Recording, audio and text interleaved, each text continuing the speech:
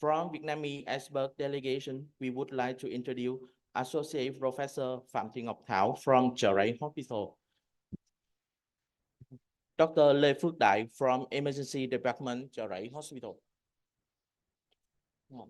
From International Expert Delegation, Professor Sandu Shin, Chairman of Patron from Seoul National University. Professor Brian Manoli from American. Yeah. Professor Sabaraya Faisal Jamaluddin from Malaysia. Professor Ki Jong-hong from Korea. Dr. Sata Riyaban from Thailand, Secretary General of AAEMS. Dr. Tae Han Kim from Korea. Dr. Yong Sung-ro from Korea. Dr. Ivan Chu from Singapore. Dr. Parinya Tan Waibun from Thailand. Dr. Min Woo Kim from Korea. Now, ladies and gentlemen, please welcome on stage Associate Professor Lê Đình Thành, Director of Thống Nhất Hospital, with his opening remark. Please.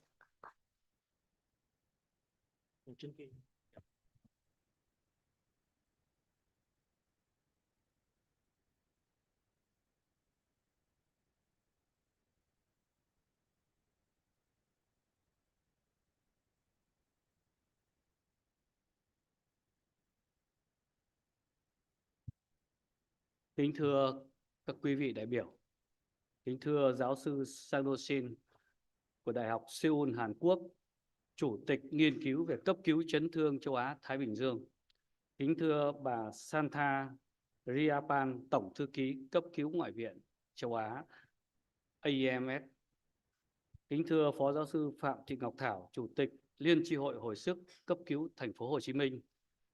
Kính thưa các giáo sư, phó giáo sư, các nhà khoa học đến từ các quốc gia Hoa Kỳ, Hàn Quốc, Singapore, Thái Lan, Malaysia và các nước bạn bè của Việt Nam, cùng các quý đồng nghiệp từ các bệnh viện, các trường đại học, các cơ sở đào tạo, các cơ sở nghiên cứu y học trong khu vực thành phố Hồ Chí Minh và các tỉnh thành trong cả nước.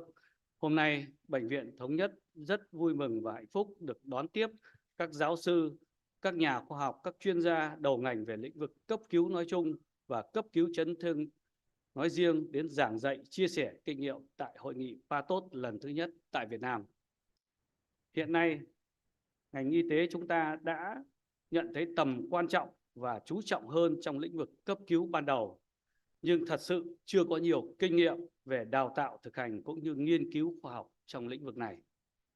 Được biết, nghiên cứu về kết cục của cấp cứu chấn thương khu vực châu Á đã triển khai hơn 10 năm do đơn vị nghiên cứu thuộc Đại học Quốc gia Seoul, Hàn Quốc mà giáo sư Sang Do Shin làm chủ nhiệm đã triển khai đến pha 3 với sự tham gia của hơn 12 nước châu Á đã đạt được nhiều kết quả rất hữu ích, đưa ra một bức tranh toàn diện góp phần xây dựng chiến lược chăm sóc cấp cứu chấn thương nhằm cải thiện kết cục của bệnh nhân chấn thương. Bệnh viện Thống Nhất rất hân hạnh trở thành một trong 4 bệnh viện tại Việt Nam cùng với Bệnh viện Chợ Giấy, Bệnh viện Bạch Mai, Bệnh viện Việt Tiệp tham gia mạng lưới nghiên cứu này từ năm 2015. Là một đơn vị nghiên cứu chính tại Việt Nam với số lượng 28.641 ca trên tổng số 32.406 ca tại Việt Nam. Bệnh viện Thống Nhất cũng vui mừng và trân trọng sự hỗ trợ của tổ chức PATOT trong việc cử các bác sĩ tham dự các báo cáo tại hội nghị PATOT hàng năm, cũng như đào tạo dài hạn về lĩnh vực này. Những kiến thức mà các bác sĩ đã học được có phần cải thiện chăm sóc chấn thương cũng như các việc nghiên cứu về cấp cứu chấn thương. Chúng tôi vui mừng khi được biết hội nghị lần này được sự quan tâm của đông đảo hơn 250 đồng nghiệp đến từ hơn 40 bệnh viện tại thành phố Hồ Chí Minh, 24 bệnh viện từ 18 tỉnh thành, xa nhất là Thanh Hóa, Nghệ An và đến Kiên Giang, Cà Mau. Có 5 trường đại học cũng tham gia vào hội thảo ngày hôm nay. Điều đó cho thấy có sự quan tâm của lãnh đạo các cơ sở y tế từ trung ương đến địa phương, từ các bệnh viện thực hành đến các cơ sở đào tạo y học trong cả nước. Ban tổ chức rất lấy làm tiếc vì không thể tiếp nhận hết số đại biểu do điều kiện cơ sở vật chất cũng như không gian thực hành chưa đáp ứng được. Rất mong sự thông cảm từ các quý đồng nghiệp. Tôi rất mong các quý anh chị đồng nghiệp tham gia hội nghị này tích cực phát biểu trao đổi kinh nghiệm để tiếp thu tốt hơn tất cả những kiến thức mà các giáo sư, các nhà khoa học truyền đạt trong hội thảo ngày hôm nay. Thưa quý đồng nghiệp, ngày hôm qua, Bệnh viện Thống nhất đã triển khai và đưa vào hoạt động Viện Nghiên cứu ứng dụng khoa học sức khỏe và lão hóa. Đây là cơ sở nghiên cứu chính của Bệnh viện Thống nhất, đặt một nền tảng cho việc phát triển bền vững về nghiên cứu khoa học. Đây cũng là cơ sở cho sự hợp tác nghiên cứu khoa học, chuyển giao công nghệ giữa Bệnh viện Thống nhất và các đơn vị, bệnh viện, trường học, trung tâm nghiên cứu khoa học khác ở trong và ngoài nước. Chúng tôi hy vọng thông qua hội thảo lần này sẽ góp một phần lan tỏa và phát triển mạng lưới nghiên cứu về lĩnh vực cấp cứu chấn thương nói riêng và nghiên cứu về các lĩnh vực khoa học nói chung. Việc nghiên cứu sử dụng dữ liệu PATOS sẽ góp phần to lớn cho cơ sở dữ liệu nhằm hoạch định chiến lược và thúc đẩy hệ thống chăm sóc cấp cứu chấn thương tại Việt Nam có thể được hiệu quả và phát triển tốt hơn nữa. Một lần nữa, thay mặt cho lãnh đạo bệnh viện và nhân viên Bệnh viện Thống nhất, xin được trân trọng cảm ơn sự giúp đỡ nhiệt tình của các giáo sư, phó giáo sư, tiến sĩ, các nhà khoa học, các chuyên gia và đoàn chuyên gia đã dành thời gian và tình cảm quý báu cho hội nghị. Xin cảm ơn các quý đồng nghiệp đã đến tham dự hội nghị lần này. Kính chúc hội nghị của chúng ta thành công tốt đẹp. Kính chúc các giáo sư, các phó giáo sư, tiến sĩ, các nhà khoa học, các chuyên gia và quý đồng nghiệp sức khỏe, hạnh phúc và thành công. Xin trân trọng cảm ơn. Thank Associate Professor Ledington with your warmly welcome remark.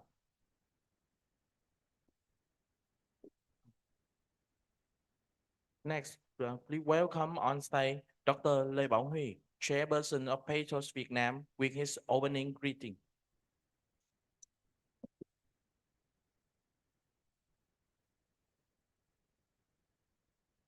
Ladies and gentlemen, on behalf of the Board of Directors of Thông Nhất Hospital, the PATOS Vietnam, also PATOS the CRT network in South Korea, I would like to, I really appreciate it for welcome all of you to come here and to have the interesting time for sharing experience and knowledge about the trauma care system.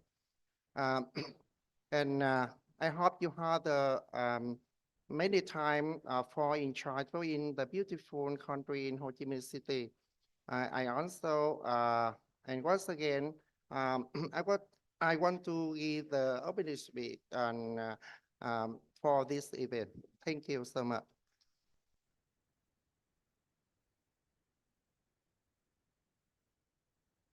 Thanks, Dr. Lê Bảo Huy. Finally, welcome on stage Professor Shandu Shin with his hosting remark.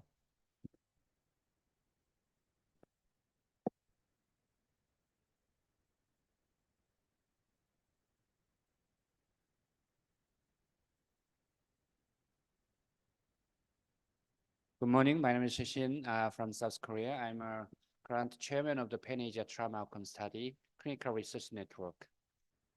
I should say thank you very much for the organizing this great meeting in the Ho Chi Minh City, which is the first PATOS meeting.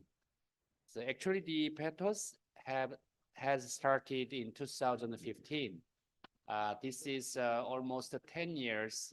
And then the Thong Nhat Hospital is one of the most important participating hospital in the PATOS network. The biggest number of the trauma patients were registered in the PATOS from Thong Nhat Hospital. Thank you very much from the Dr. Liu. And this is my 5th visit to Vietnam. But I usually visit Hanoi and Da Nang, Hue, and Ha Long Bay. But this is the first time to Ho Chi Minh City. It's too late. I'm very sorry for my late visit to the Ho Chi Minh City. And PATOS is the clinical research network to collect data from the chronic disorders. But the trauma is the emerging threatening for almost all of the Asian countries. I know that Vietnam is very rapidly growing country in economically and socially and culturally. And the trauma is one of the very important burden for the Vietnam. So the VETOS will be very welcoming to work together with the Vietnamese colleagues to copy with the trauma burden and trauma risk. And the PETOS is now moving to the next version of the research and then database network. We have implemented a program for collecting the data mostly from the hospital-based. But I heard the Ho Chi Minh City is now developing the pre-hospital care system from the hospital to more community to make sure the preventing the trauma and then reduce the risk of the trauma event and then give a more comprehensive care for pre-hospital setting. So the PETOS is now has a more concept to implement a program for the more focusing more in pre-hospital care. And we will have some rotating meetings in the many countries. We had a very good meetings and exciting meeting in the Thailand. Dr. Parinya and Satar has contributed to develop the clinical research network in the Thailand, and then they had hosted a meeting in the 2022 and 2023. This is the first meeting in Vietnam, and I hope all of you can work together to develop the more expanded scope, expanded network to develop the concept of the Pan-Asia trauma outcome study research meeting here. And I should say for the next meeting, it is the starting, but I should say the next meeting in Taipei, because my colleagues in Taipei asked me to give us some information. And in the June 24, 21 is the PETOS meeting during the International Conference on Emergency Medicine, which is hosted by the Taipei National Taiwan University Hospital and colleagues. And then they will make us a meeting for PETOS during the International Conference on Emergency Medicine in Taipei. So thank you very much again for director and colleagues of the Thong Nhat Hospital. And then I hope we can enjoy this meeting and get the more idea and get the more some spirit to develop the good trauma care system in Ho Chi Minh City and Vietnam. Thank you very much. Thank you, Professor Chen Do-shin, with your warmly remarks. And now, please look at the stage. There is a congratulation remark from Professor Kyu Jun Song via a video. He is the president of AAEMS.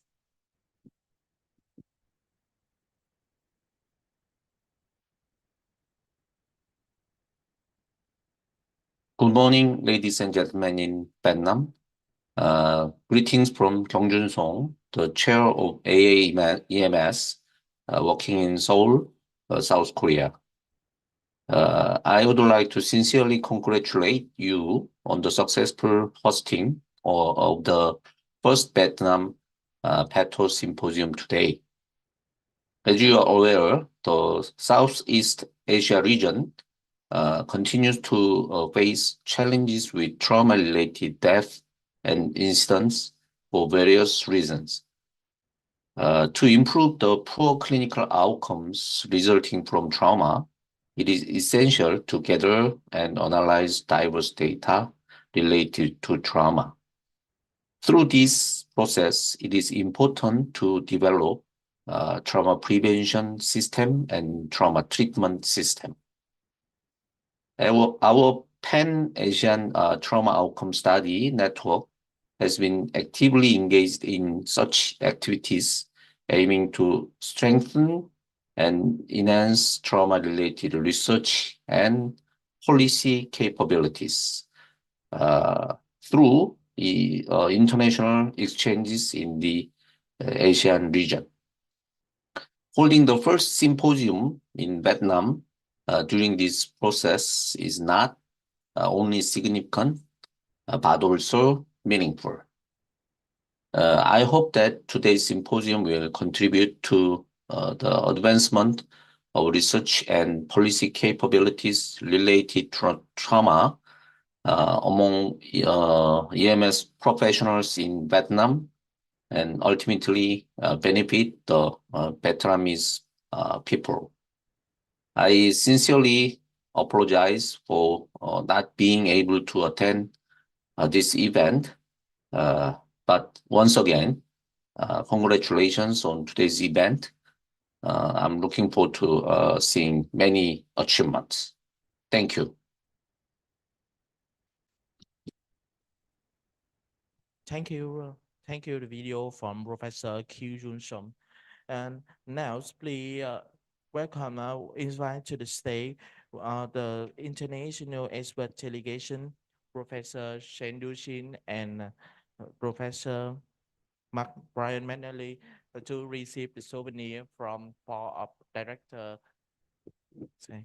And now, please come on the stage.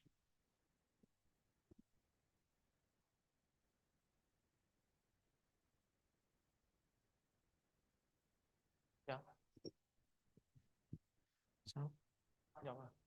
So, we invite Professor Brian McNally, Professor Sabaraya Faiza Jamaluddin from Malaysia, Professor Ki Jong Hong, Dr. Sata Riyapan, Dr. Tae Hen Kim, Dr. Yong Shun Ro, Dr. Ivan Chu, Dr. Parinya Tan Wabun, Dr. Min Woo Kim, Associate Professor Phạm Thị Ngọc Thảo, and Dr. Lê Phước Đại from Charai Hospital.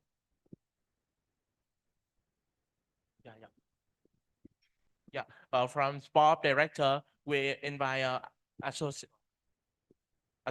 Professor Lê Đình Thanh, Associate Professor Hồ Thượng Dũng, Associate Professor Võ Thành Toàn from Thống Nhất Hospital.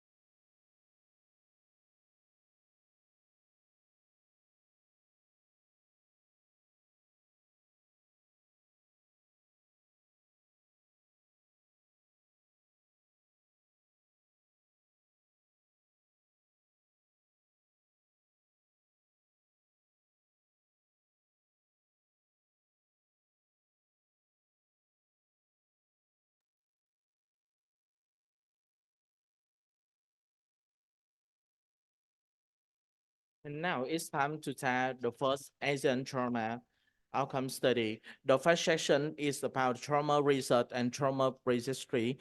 Please welcome on stage Dr. Lê Bảo Huy from Vietnam and Dr. Ki Jong Hong to moderate the section.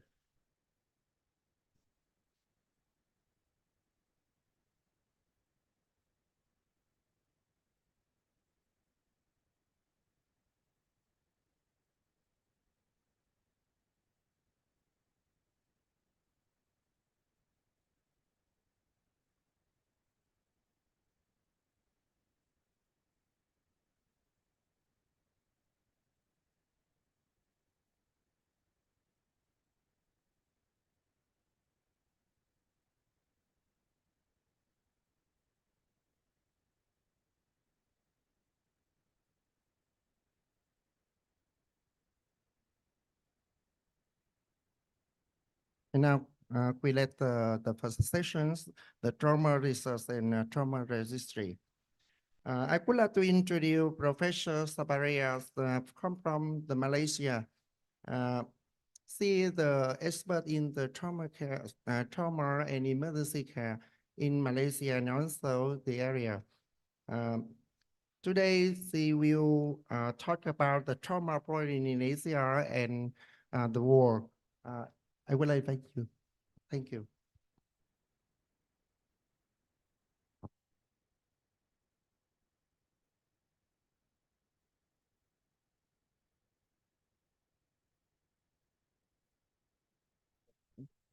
And Chao Bun Sang. Hello and very good morning. My topic, I'm Sabaria Faiza Jamaluddin. I'm from the University of Technology Mara from Malaysia.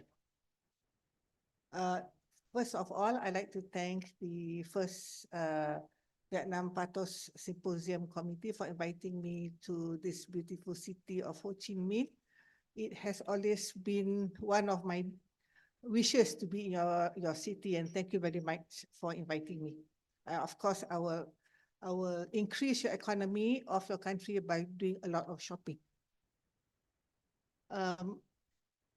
The trauma burden around the world is very high.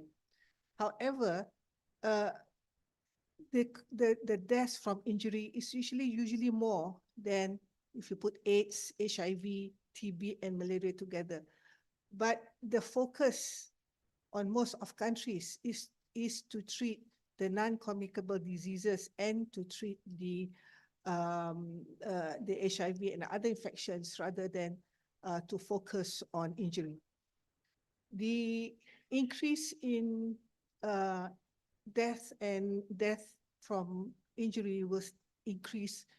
If you look into at the 2030, right, the increase in numbers from road traffic accident, from suicide, from homicide will definitely be increased. And we have been seeing that this trend for many years. So looking at the traffic situation in your country, in my country, and especially in the Southeast Asian region, we can expect that a lot of these injuries will increase in the near future, unfortunately. The World Health Organization has said that 5 million deaths occurs from injury worldwide, and making that a leading cause of disability and death especially among the young people. And in our region, especially the Southeast Asian region, the road traffic accident is a significant contributor to the death.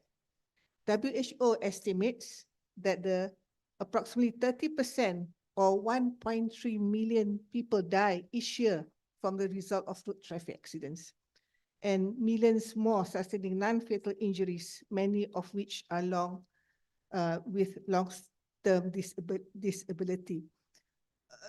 Whether we like it or not, in our region, most of the regions in Asia, the road traffic accidents are the main cause of injury and death.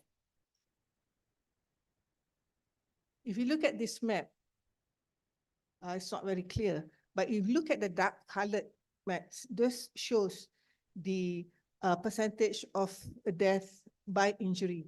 And most of the deaths, if you can see, are usually concentrated in Asia, especially in Southeast Asia, unfortunately, for that. And then if you look at the percentage of death in Asia itself, you can see from the list I have made, I put up on the right side of that, our area, Thailand, Vietnam, Malaysia, Indonesia, Philippines, very notorious for having injuries as a high cost of death. If you compare with the world, 8,000 per 100,000 population, and within our region, anything between 9 to 10, so per 100,000 population. So that is very high, unfortunately. And if you look at the mortality, just focus on road traffic accident per 100,000 population, again, right, we see the high mortality of rates from road traffic accidents in our region. And if you look again, if you focus on Asia, right, if we compare with the world, 17 per 100 population is caused by road traffic accident, but from our region, anything between 35 to 20. So a lot of our patients die from road traffic accidents. And when we want to talk about disability or we want to talk about disease burden, we always discuss using the word disability adjusted life years. This is just something of a theory, because mortality does not give a complete picture of the disease borne by any individual. So we just can't take crude death rate. The disability adjusted life year, it is a measure of overall disease burden expressed in the number of years lost due to ill health, disability, or early death. So when we look at the distribution of daily across the population, across your country, across your region, it provides us with the burden of disease. So this burden will represent the gap between the ideal health situation for a population and the population's current health status. It is usually commonly used in global health prioritization. And the main advantage of Delhi is it provides a composite, internally consistent measure of population health, which can be used to evaluate the relative burden of diseases and injuries and compare the population health by geographic region over the time. So when a country describes the burden of disease, or the region describes the burden of disease, they usually use the word disability adjusted life years or Delhi. So we shall look at what about the Delhi from injury around the world and in Asia. The Delhi from cardiovascular disease and cancers are well known. They do a lot of burden over even in our region and across and all over the world. But if you look at the causes from injury, the unintentional injuries, natural disasters, fire, drowning, personal violence, road traffic accidents, all this will add up to 210 million Delhis lost.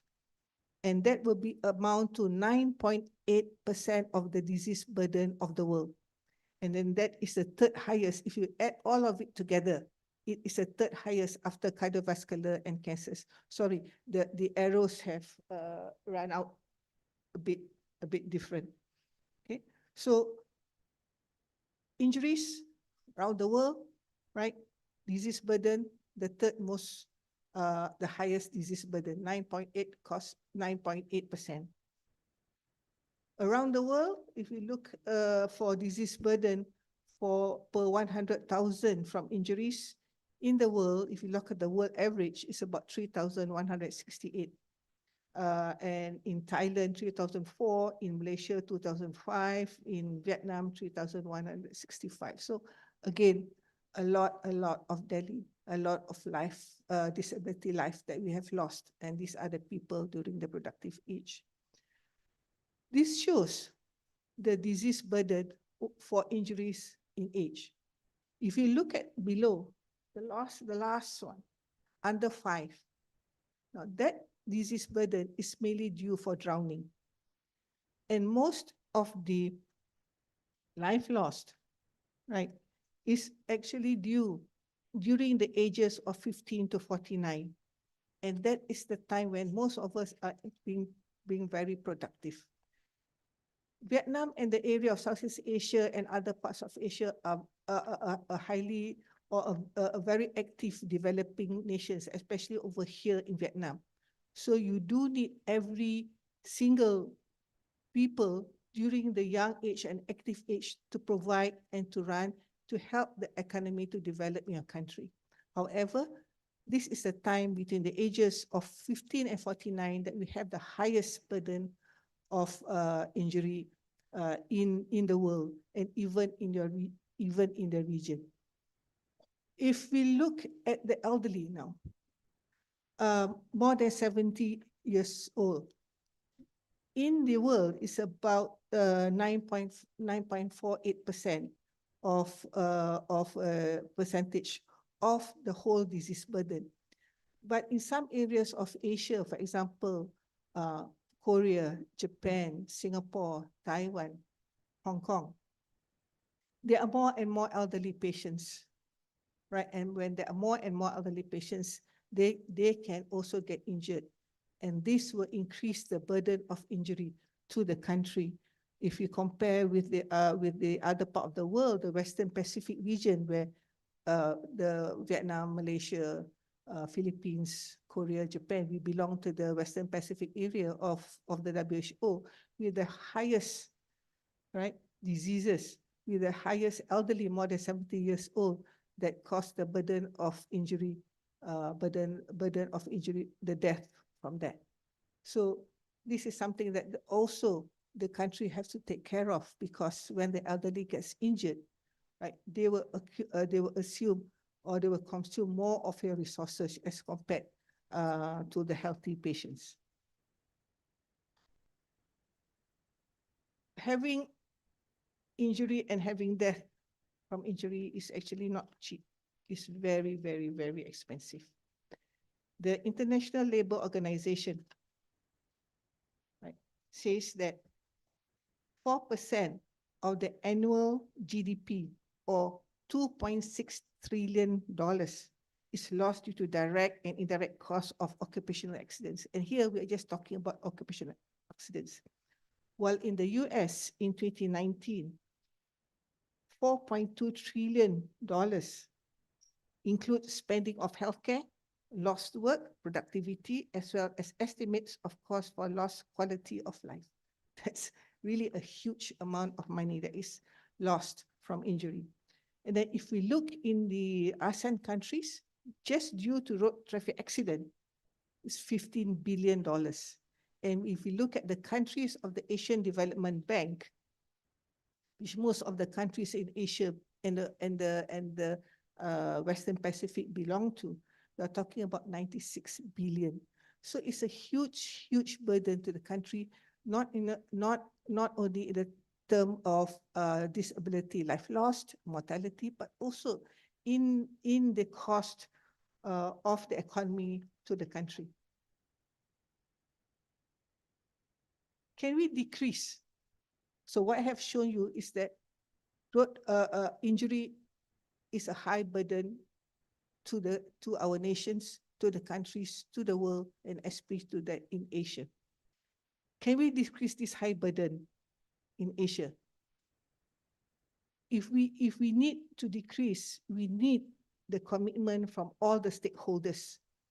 And let's, especially in these 4 areas. Of course, there are many other areas, but we're looking into the 4 areas of human resource and training, infrastructure, equipment, process and data, and leadership.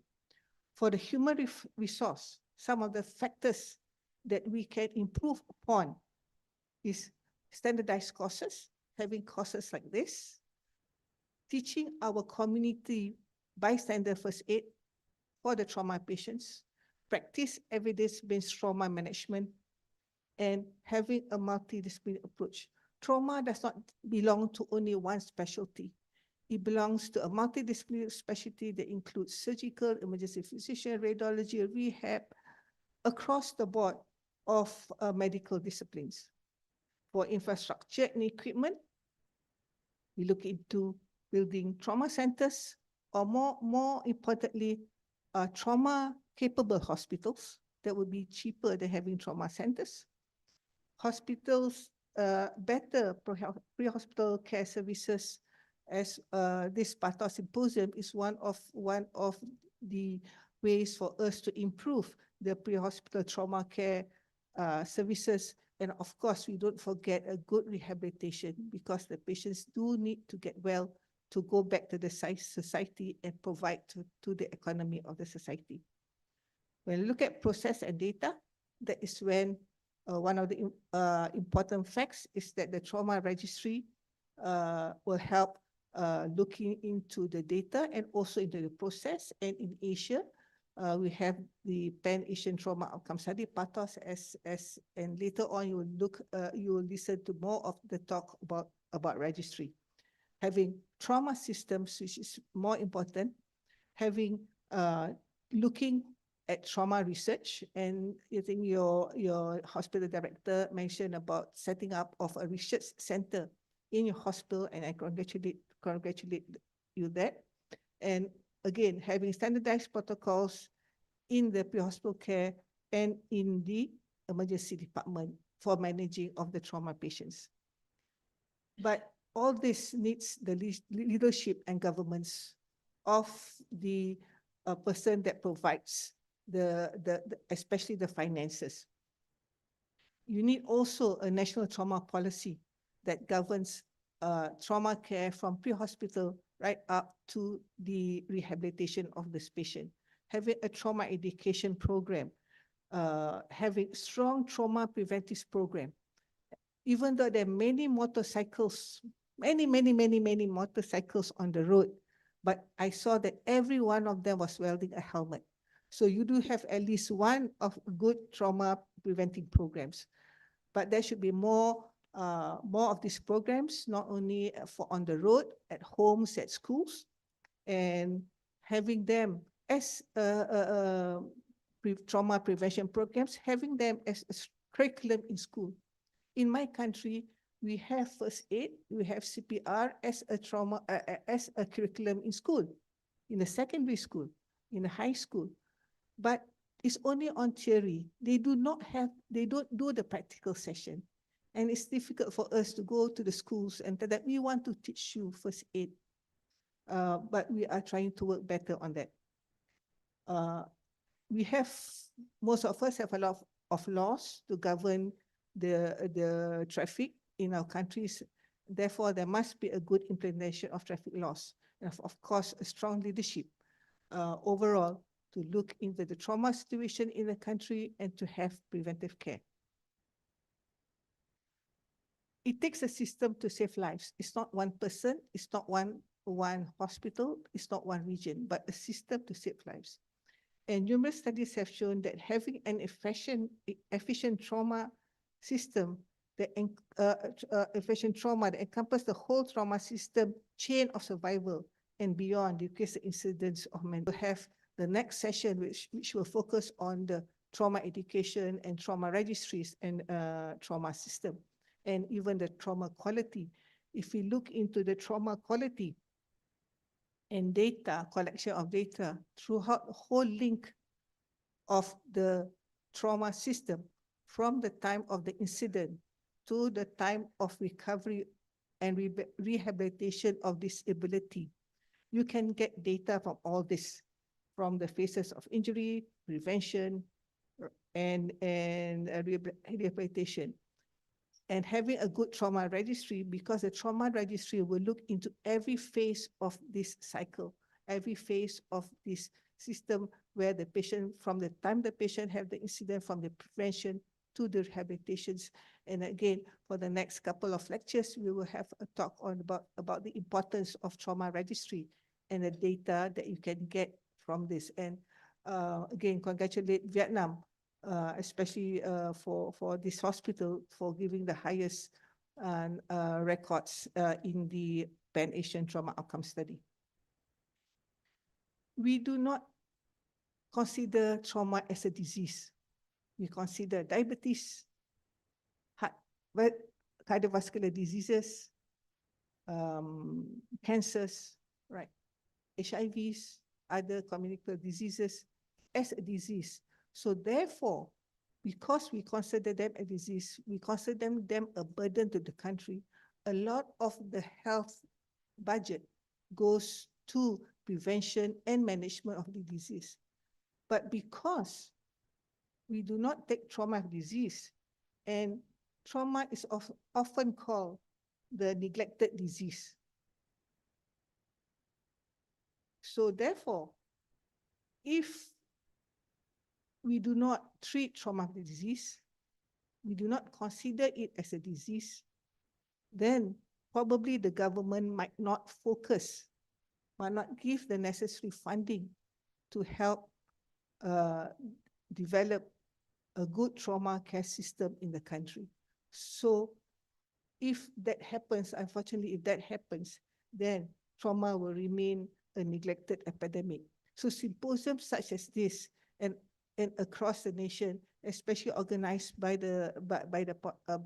POTAS, help the country and the region to recognize that the trauma is actually something that you really have to take care of. You really have to have a good trauma care system, a good trauma care in your country to decrease the disease burden. So we hope that from my lecture, that you have a good, just a bit of idea about the trauma burden around the world and your country. With that, come on.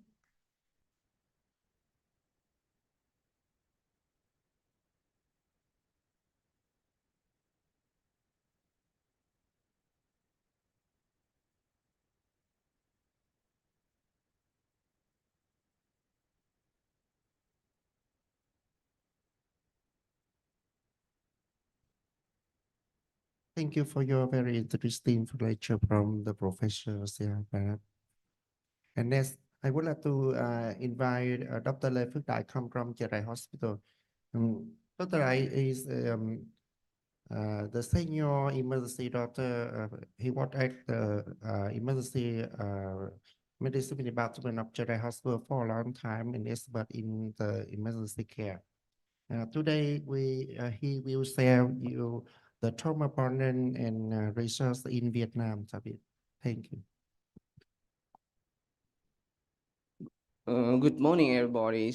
So we are starting with the number from Professor Savaria from Malaysia. So I'm a doctor who working day by day in emergency department.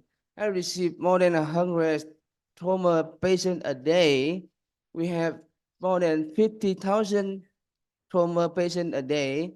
So this growing day by day, year by year. So I will speak here with my experience for 16 years working in emergency. And we talk about the burden. We talk about the burden of trauma. That means when you deal with the trauma, it's different from you deal with the internal medicine disease like diabetes or heart disease. The trauma had a special one. They need something like the equip. They need something like the cooperation for many majority or specialty. So I will talk about that. And actually, we don't have much research in Vietnam nowadays for the trauma. The formal one. It's just like we have very small research for the year by year, but we don't have anything like, official research for everything, but we have the number. We still have a number for the trauma care in Vietnam. So most of all, we consider the burden in Vietnamese were gánh nặng. That means when you deal with that, you feel that it's not good. You feel that it's so heavy. So that if you deal with the trauma, you feel that, oh, it's so dangerous, that you don't have enough resources for that. You don't have any blood for that. We don't have any, specialty for dealing with the trauma. So that is a burden. So nowhere like Vietnam. When you travel to Vietnam, especially, then you see that a lot of vehicle in the street, especially motorcycle. So the motorcycle in Vietnam is not, go everywhere. They can go right, they can go left, they can go straight, and they just turn around or U-turn very quickly. So the trauma for the road is very, very much in Vietnam, especially when they high speeding or they are wrong. So now we have the rule for no alcohol in the street.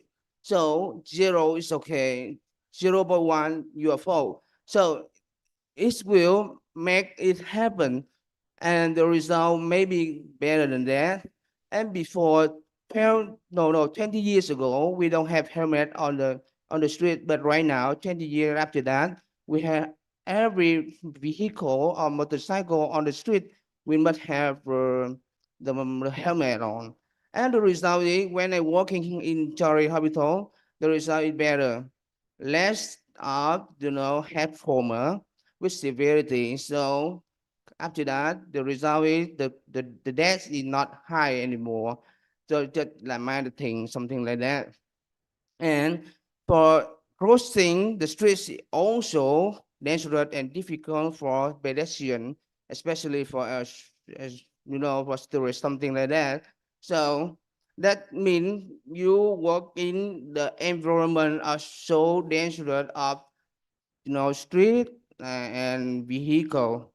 All right, so we have a highway, but it's not very, it's very narrow one. It's not like in USA or in Korea, in something like Japan. It's very, very, very big, but in Vietnam it's so narrow. So if they have an accident, we say the multi-trauma or the multi-vehicle car, crash each other, and so dangerous. And we also have a labor accident, but not much. And also the violent too. Here in Vietnam, the gun is obligation. So only knife, something like knife, like Korea, knife, a stick, something like that. They hit each other and it come to the ED. Okay. So why trauma is the burden? All right. Let's talk about the burden trauma care in hospital, because I work in hospital for many years. So I think that's why small hospital or the rural one don't care about the trauma care, because it cost too much for doing this, for carrying the trauma. That's why. That's because of the trauma care. We need the pre-hospital care. We need the stop bleeding care inside the ED. And after that, after doing it, we transfer not, we stay the patient in the hospital and do the good ICU. We have a rehabilitation. We need the disability. We accept the disabilities after the trauma. So talk about it. So rehabilitation care in Vietnam, we have the transportation. It's different from other country that we use everything we have to carry the patient to the hospital. For example, if you have the ambulance, and we can carry the patient by motorcycle, by three, one first for driving, one for the after that for holding the patient. So we in Chile, we see a lot of things of that. When everything is so crowded, you have something like everything is just sticky. And so when you go by the car, it's so long to go to the hospital. So they just go into motorcycle and put the patient on it. And we also have the 115 system for pre-hospital care. They have the motorcycle and they can go to the incident place and they carry the patient to the hospital, or they just doing like temporary stop bleeding. Right, the temporary stop bleeding in trauma is so very important, because when they bleed so much and they take 20 minutes or 30 minutes to hospital, it's so dangerous. So temporary stop bleeding inside is very very important. So you can see the picture that they can do it on site. So right now in Ho Chi Minh City, when you have the accident, you call 115, less than 10 minutes or 20 minutes, they will have the nearest ambulance will come. Otherwise, they have the motorcycle going up. After that, the ambulance come. Okay, and after that, on-site resuscitation. So you see that if the patient needs something like a resuscitation, like trauma, like the C color, something like that, they can put it on site and transfer to the hospital. So there's still no official training for paramedic. We have the small courses for paramedic in Ho Chi Minh City. It's one from 115 center, and we hire person and train them to be the paramedic, but we don't have the paramedic training system or paramedic faculty, something like that, and pre-hospital care training. So we don't have official, just like something like small one. When you are talking about on the emergency care, all right.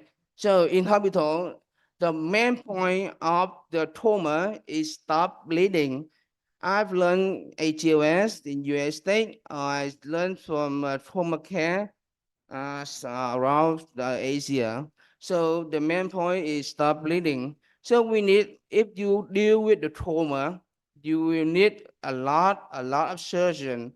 It's just like nursery surgeon. You have the orthopedic, something like abdomen surgeon. So if they have a bleeding, they are unstable, you can do it right away. So the hospital want to do the trauma care, they must have something like a lot of surgeon or the trauma surgeon. It's very interesting that when we're in the United States, it just have a trauma surgeon. They don't have, like something like, especially the big surgeon, especially coming into the ED, but they have a trauma surgeon. That those surgeons do everything about trauma only. They have broken leg or something like that, hematoma, something like bleeding, something like that. The surgeon, trauma surgeon, is doing that. We don't have it here.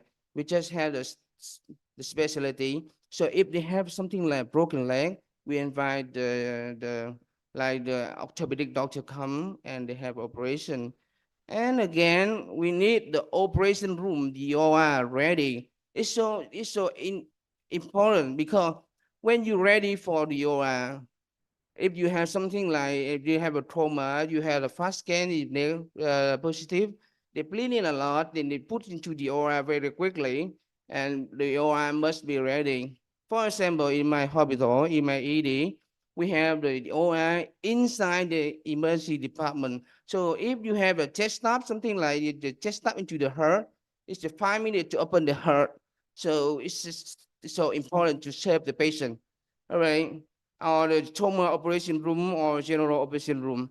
So depend on the hospital, they can dividing or they can supporting the room or the OR room. So that's the big deal with a small hospital that they don't have enough OR for that.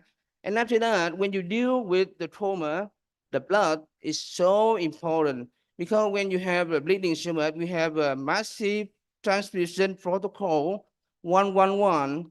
And in TRA, in the big hospital, we have a blood bank inside TRA. So we have a blood very fast, maybe 10 minutes or 20 minutes. I heard my colleagues from all the hospital that they make something an hour or hour, 2 hours to have a blood into the emergency department.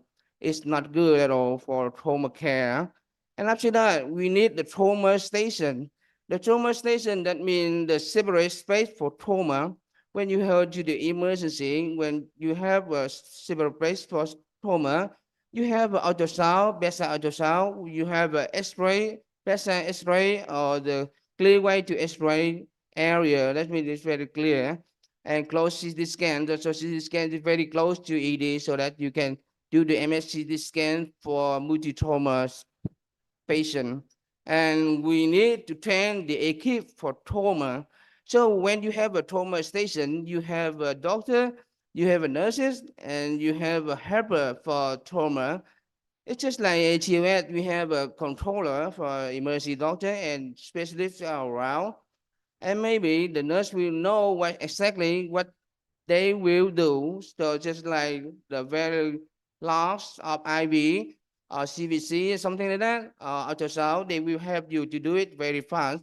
And the time for resuscitation is going down, and the chance for the patient's life is going higher, and they will do it very fast. So, for example, in my ED, when the trauma comes, it's very easy to have an ultrasound very quickly. It's just 2 or 3 seconds. After that, the IV, the nurse will doing it very fast. If the nurse cannot do the IV, we do the central line or the CVC very, very quickly. After that, you have very good IV. You can give blood, you can give medicine, you can give the fluid very quickly. And we talk about the vascular intervention and interventional radiology. So luckily in Chile, in some big hospital, we have the intervention radiology for the bleeding, just like the liver or spleen. When you're bleeding, maybe they don't need to operation anymore. They just do the interventional radiology. And for the fracture of the femur like that, maybe the intervention radiology will have. They don't need to operation anymore. So then should just do it, block it, block the artery, and everything we control. All right, so after that, we transfer or not, in Vietnam or in Ho Chi Minh City, you can use the ambulance or you can use the helicopter. But the helicopter belonging to the military, so it's hard to use helicopter here. But if there's something, happen, you can know that Ho Chi Minh City have the helicopter for transfer. They transfer to a higher hospital, they transfer to another country or something like that. Then we have a helicopter here. And we have the good ICU. That means after you have deal with the bleeding, you need to put them to the ICU, to that, so that after that they can recovery. And rehabilitation is very important for the trauma patient and also the disability after the trauma. So it takes a lot of resources to establish and maintain the trauma care. That's why it's the burden. So we don't have enough money here. We are Vietnam. We don't have enough money. Just don't like Korea or United States. So right, we have a lot of resources, but we don't have it. So trauma is still burden in Vietnam. All right. So they have some number. We have a number from the Ministry of Health. We have a RTI, road traffic injury, about 15,000 death case a year. It's too much, right? Account for 44% of trauma-related death. That's in 17.08 per 100,000 population. And the 20 to 59 years old is 72.3%. The rolling exercise and labor accident is, it's not much, but the road traffic injury is the best, is the most injured in Vietnam. I think in Malaysia, I think in Southeast Asia, it's the same thing because we ride motorcycle too much. And when I give you the number of Charai Hospital where I work, about 45,600 patients can with trauma. It's a lot. We do a lot of trauma in my ED. So 65% were transferred from provincial hospital and 35% come by themselves. Because that's something like if all the transfer with the paper. In Vietnam, sometimes they transfer the patient without paper, without notice, or without sending information, because the trauma patient or relative is so nervous. They're so aware of if they stay in the province hospital, they stay in the rural one, they will die. So they just take the ambulance going, and they don't care about the paper. Okay, we're okay with that. It's okay. Just come and we treat. It's okay. So the number is so high, 35% of common themselves. But really calm themselves, that means when you have a stop in the street, something like that, it's so minor. It's so minor. But if you go like that, they don't believe with the rural one. They just go themselves to Chile. It's a lot. Right, the trauma case about 76.1% in my ED. And the something is the majority 20 and 59-year-old group. So why Chile receive too many cases? So we consider to be a level 1 trauma center. We have a good session in many specialty. We have a OR, we have a lot of OR ready. We have one OR in emergency too, and we have blood bank. If they have something problem, we have a blood bank. So they have a lot of blood coming very quickly. And we have a trauma station. We have intervention radiology, and we have a good ICU.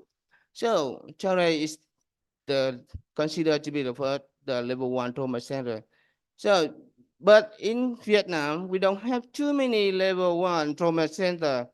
You look at the map of the Vietnam, you see that in the north, you see that the Hanoi, in the middle, you hear Da Nang, and in the south Vietnam, Ho Chi Minh City and Cang Tho. So if the patient is live in middle of the big city, they will transfer by ambulance. They will transfer by ambulance. If they live in the island, like Paracel Island, or Spratly Island, or Full Island, maybe they go by the helicopter. So we just build for the big city for the level 1 trauma center only. So is it the burden for trauma care in Vietnam? All right, so rehabilitation and disabilities, this is the numbers of daily. So we have a lot of, injury and disability. Thank you. Uh, it's okay, right? It's not sleepy, right? Everything interesting. That we deal with trauma year by year, day by day. And when I sit here, maybe a lot of trauma were treated in my hospital. And a lot of people healing and treat very well. Most of the doctor in my emergency can use ultrasound. They can use something like to do a CVC very quickly. And we have a protocol for police trauma too. So thank you so much.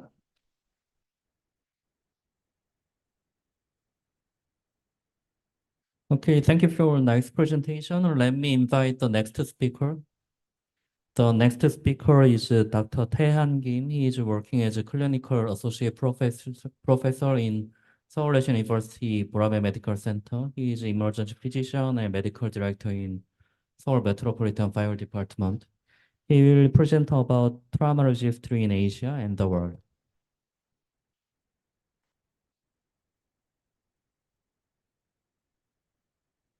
Okay. Good morning. My name is Taehan Kim. I'm from South Korea. I'm an emergency physician and also working as a medical director for the Seoul EMS system. Thank you for the invitation today. It's my honor to be here to present the trauma registry of Asia and the world. Thank you again for the invitation to this great conference. So today I will talk about the trauma registries of the Asia and the world.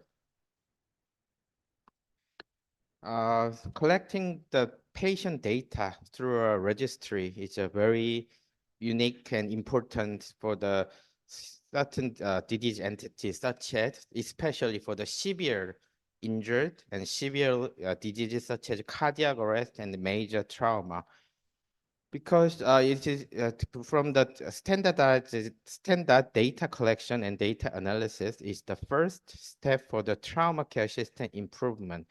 With the standard data collection and the analysis result, we can evaluate and assess the current system of the trauma care. And after the assessment, we can identify the current system's problem based on the analysis result. And not also the analysis, after identifying the problem, we can suggest some plans and solution for those to solve the problem. And after that, if we implement and give action of these plans, then we can evaluate the effectiveness of the intervention and solution with the same registry. So the importance of trauma registry is very important. Today, I will talk about some trauma registries around the world, about 5 registries. First will be the National Trauma Data Bank of the United States. And second, the National Electronic Injury Surveillance System, also from the United States. And thirdly, the Trauma Audit and Research Network, which is called TAN from United Kingdom. And fourth is from the Japan Trauma Data Bank. And finally, I would like to give some introduction of the PATHOS. Since this is a PATHOS symposium, I will spend some few minutes introducing to you about the PATHOS network.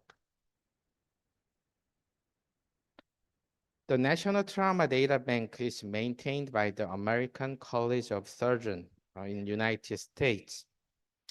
This is the largest trauma registry of the United States.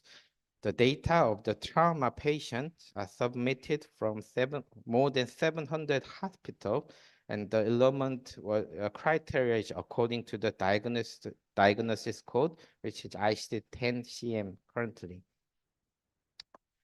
The data are coming from the various levels of the trauma care centers. From the level 1, which is the highest trauma center, it's about 31% of the data is coming from the level 1 trauma center, but also from level 2 and level 3 and 4 centers, which will be about more than 50%. And some of the data are coming from the level 1 or level 2 pediatric only centers. So the most of the data is coming from the higher level of the trauma center, but also coming from the lower trauma level center from the communities. This is the map from the NTDB annual report. You can see the map of the United States. And this is the largest trauma-related database in the United States. So all over the nation, more than the red color is the participation rate is more than 67%. So all across the country, more in a lot of states, more than 67% of the trauma patient data is submitted to the NTDB. But still, in some of the states, the participation rate is still low. The weakness of the NTDB is they rely on the voluntary participation of the data input. This is not an obligatory thing. Although it's the largest database of the United States, it relies on each hospital's voluntary action. So some of the data has a slow input timeline, and also some of the data's accuracy is a little bit low. And also, as you've seen in the slide before, in some of the region, the lack of representativeness in local level was shown. So although we had a certain weakness, NTDB is the largest network of the trauma registry currently operated in United States. Emergency department from representing more than 5,000 hospitals in United States. The aim and the target is a little bit different from the NTDB. This NEIAS target is to monitor the product safety and identifying the potential hazard, such as everyday product they would use, such as a cooking machine or some kind of sports activities and some everyday stuff. So the monitoring of consumer product related injury is very important for this trauma registry, and to inform the regulatory action and also product recalls and public safety initiative is very important intervention from this database. So using this database, it is a trauma registry, but I think this is a little bit of a surveillance network over everyday product, and it monitors the safety level and also the safety accidents of the everyday products, such as the pressure cooker. I'm not sure that in Vietnam, we use the pressure cooker a lot, but in Korea, we use a lot of pressure cooker to cook the rice and chicken and everything. So, but this is sometimes very dangerous. So, but with the database, they could understand the actual rate of injuries and the severity of the injury using this pressure cooker. And also, they also monitor some newer technology and newer customer products, such as the hoverboard. This is a newer technology that you can see nowadays. The young people use this as a transport, and they also collect the data of the safety and also injuries caused by the hoverboard and report to the public and use this data to make a recall intervention and also some safety interventions of the communities. Recently, the NEIS is expanding their scope to the all injury program. So this is a NEIS AIP, is expanded version of the NEIS program.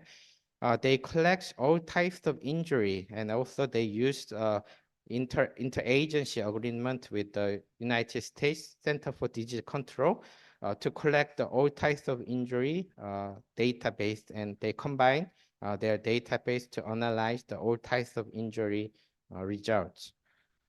The weakness of NEIS is also there is the sampled data.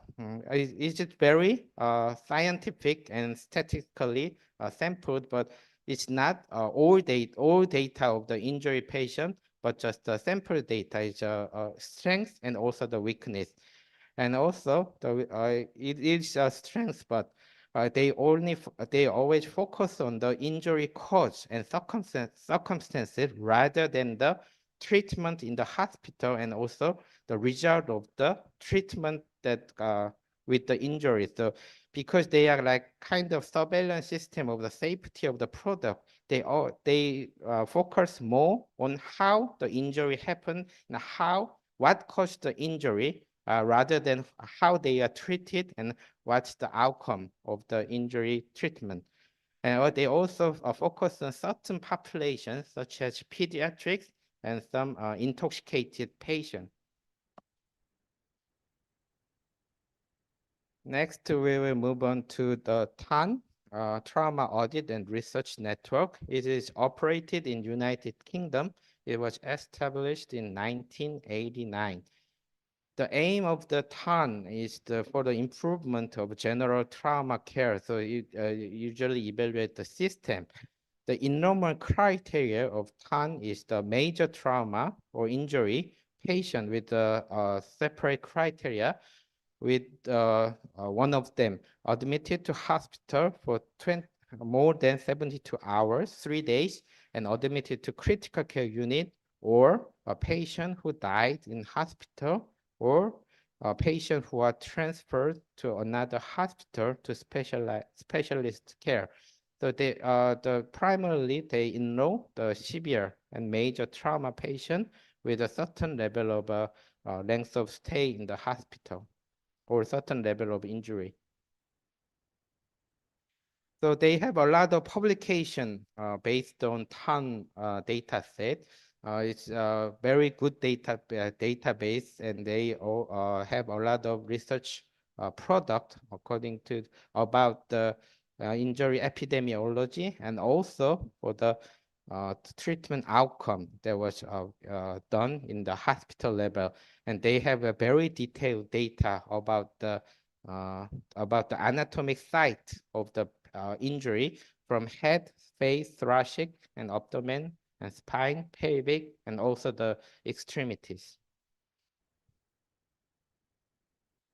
Another unique thing about TAN is that they apply, they always use their data to evaluate their system and also research purposes, but also they use this data as a quality assessment of the in-hospital trauma care of each institute. And this data is the baseline, used as the baseline data set for the payments incentive system, which is called best practice tariff, that was chosen by the National Healthcare Service in United Kingdom. I think this is one of the regions that the data input from each hospital and also for process audit is very accurate and well quality. Their quality is well controlled. But the weakness of TAN is that they have a very long time lag, and the resource consuming is very high. In the process of the trauma audit, they have to input a lot of data set, and they need a lot of manpower and also other resources.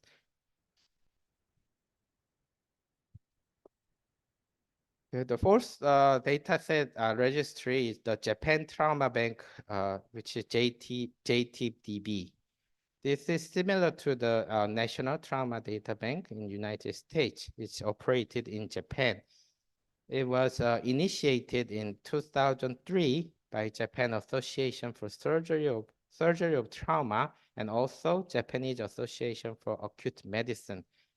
The 2020 report showed that it has 288 participating hospitals, which are acute critical care and trauma centers. The aim of and the target of JTDB is the nationwide coverage of the trauma patient data. So initial enrollment criteria is AIS-3 or higher, which is moderate severity of a trauma patient, but all trauma patients can be registered to this system on discrepancy of the each hospital. And the unique thing of the JTDB is data include the pre-hospital stage of the trauma care, which is very similar to Korea. So after they collect the data, they make this report every year, and the recent report is about the first report was published in 2022 with the data of 2019 to 2021. It's published by the Japan Association of Surgery of Trauma. In this report, you can see that they have data from various regions of the Japan hospitals all around the country. So it will represent the national level of trauma incidence and trauma care, and also the pre-hospital information is covered here.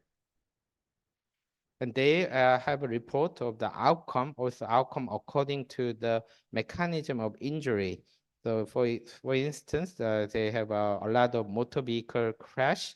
It has about 10% of the 10% of death rate, and also very high death rate of the train incidents. And also, they have a lot these outcomes according to the all types of mechanism of injury, and they can look into their trauma system and how their trauma patients are happening in their communities. So we to improve this problem, and also the time lag is a little problem in this voluntary network. So we looked into the 4 overseas trauma registry, and finally I would little bit talk about this PATOS network. The PATOS stands for the Pan-Asian Trauma Outcome Study. This is the multi-center registry of injury patients in Asia and Pacific region. The trauma patient were transported to via EMS ambulance or other transportation is the initial enrollment criteria for this trauma patient. So it was initiated in 2013, and after the preparation, the PATOS phase 1 started at 2015, and in 4 years we have collected about 70,000 patient data from the PATOS network. From 2018 December, the PATOS phase 2 started until 2020 December. We also collected patient data more than 50,000 data, and now is PATOS phase 3. So it is under the Asian Association of EMS, Emergency Medical Service. We have an executive committee, and also the coordinator center has 3 committees of data quality management, education and training, and research designing and support committee. And also publication committee has a 5 publication committee of each subject. More than 10 countries of Asian Pacific are participating in this PATOS network. And as Dr. Shin introduced, Vietnam has a very high role of high number of registering data in PATOS network. I appreciate that this hard work from Vietnam, colleagues of Vietnam. Thank you very much. We have PATOS variables are consisted of 5 categories: demographic and injury epidemiology, pre-hospital care, inter-hospital transfer, and emergency department and hospital care, and finally the outcome. So we have detailed variables according to these 5 categories. And we have an internet-based collection system. We don't use the paper or to collect this patient data. In every site, they can log in with their ID and put their data with the internet. And not only the collecting data and use it as a generate paper, we also gather together to research workshop for discussion of better trauma care or research subject. Even during the COVID period, we had a research workshop. And also we use this network to, like this symposium and today and the workshop tomorrow, we use this network to train the hospital care and EMS care providers to train them, such as TBI symposium and also this kind of a research symposium. The last symposium was performed in the Thailand in November. This is the final slide of my presentation. So to summarize the trauma registry, there are certain points, important points for trauma registry that you should choose, and you should characterize your trauma registry.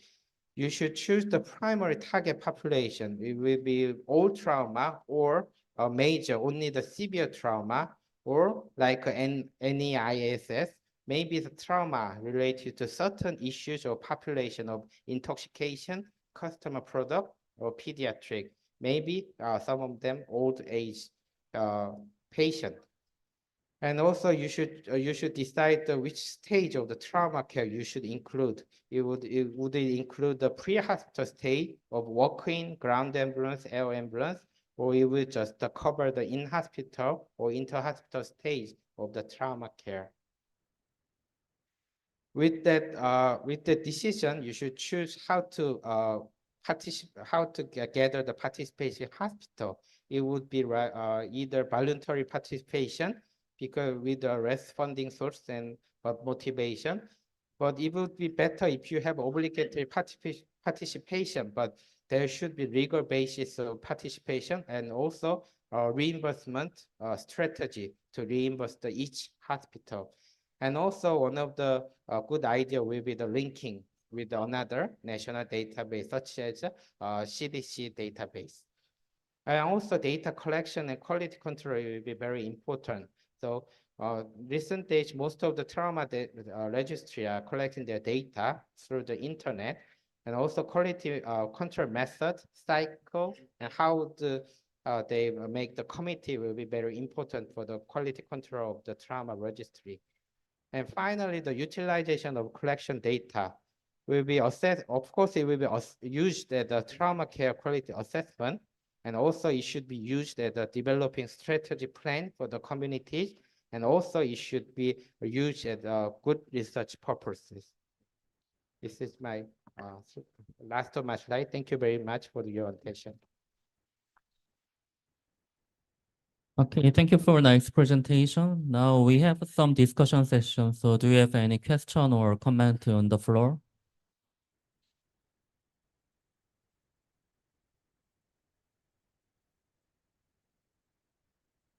No question? Okay, I have only one question for Professor Kim. So Sabaria and Dr. Lu present about some difference of specific trauma care system or injury epidemiology in Vietnam and Asian countries. So how can it reflect this difference to trauma registry where for research or any policy development?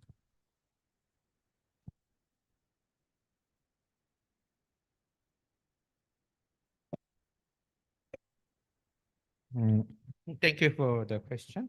I think I'm not very familiar with the trauma care system of Vietnam, but as I heard from the previous presentation, I think it will be very important to start a trauma registry that could really actually see the trauma incidence and epidemiology of the Vietnam. I'm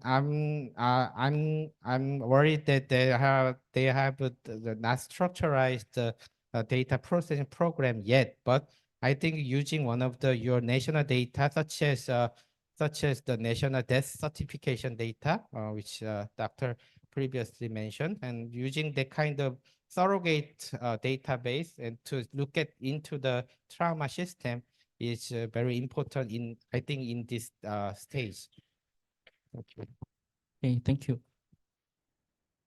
Okay, we already passed this section time. Thank you very much for nice presentation, three speakers, and thank you for attention of our audiences. Thank you very much.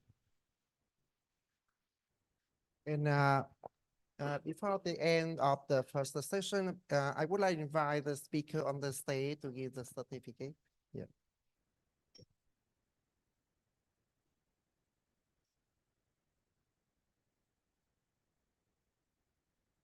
Yes, please welcome to the stage, Dr. Sabaria Faisal.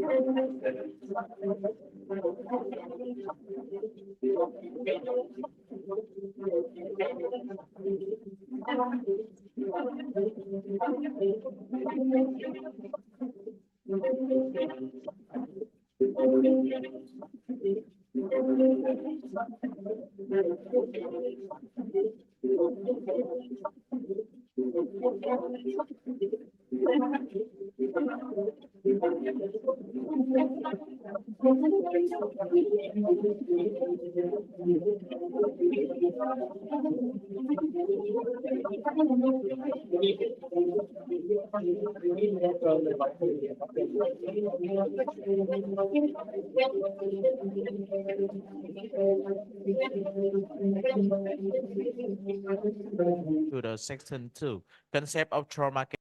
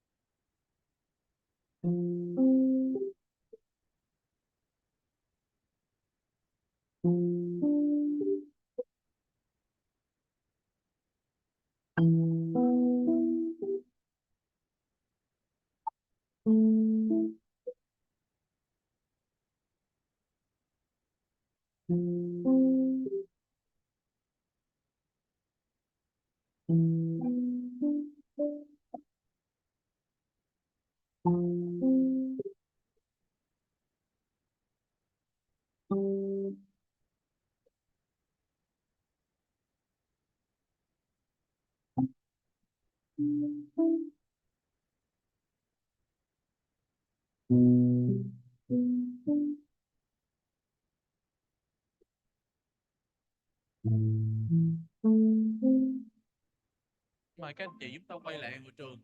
Phiên tiếp theo chúng ta sẽ chuẩn bị bắt đầu.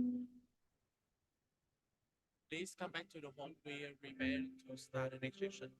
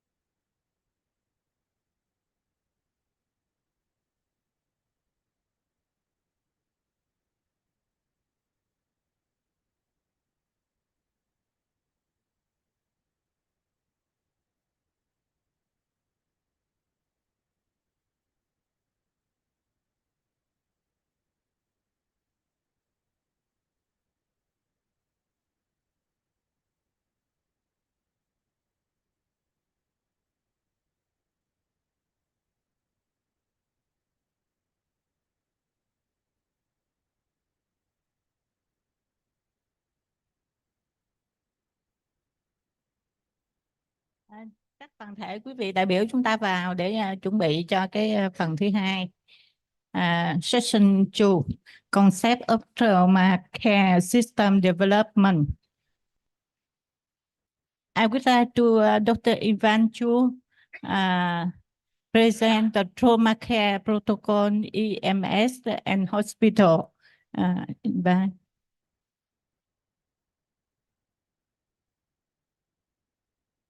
Mấy em mời Dr. Ivan Chu vô chưa ạ?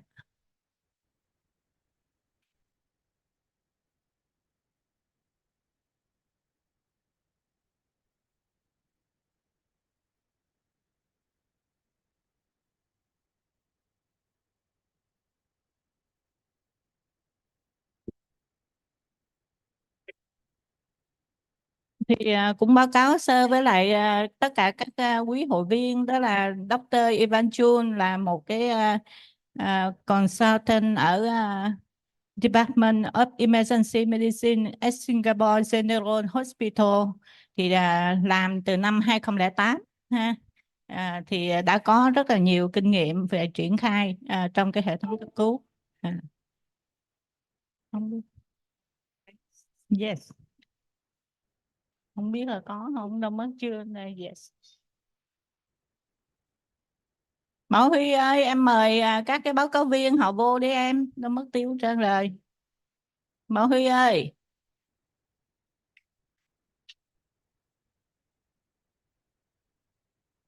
Dr. Huy. Giờ này mới lên.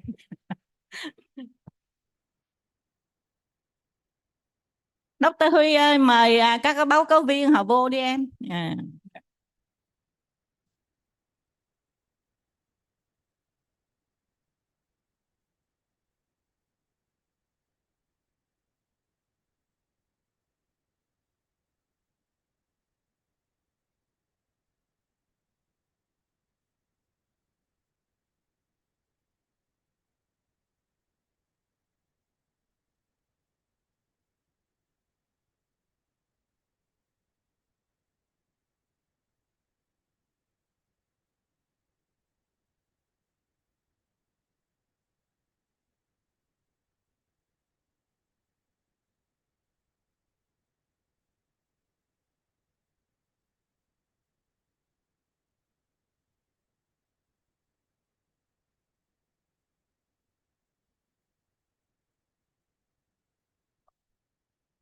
Xin chào.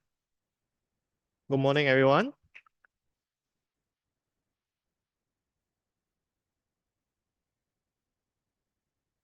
Okay, hope everyone had a good break. My name is Ivan, and I'm an emergency physician in Singapore General Hospital. So here I'll be talking about trauma care protocol in emergency medical services and in the hospital.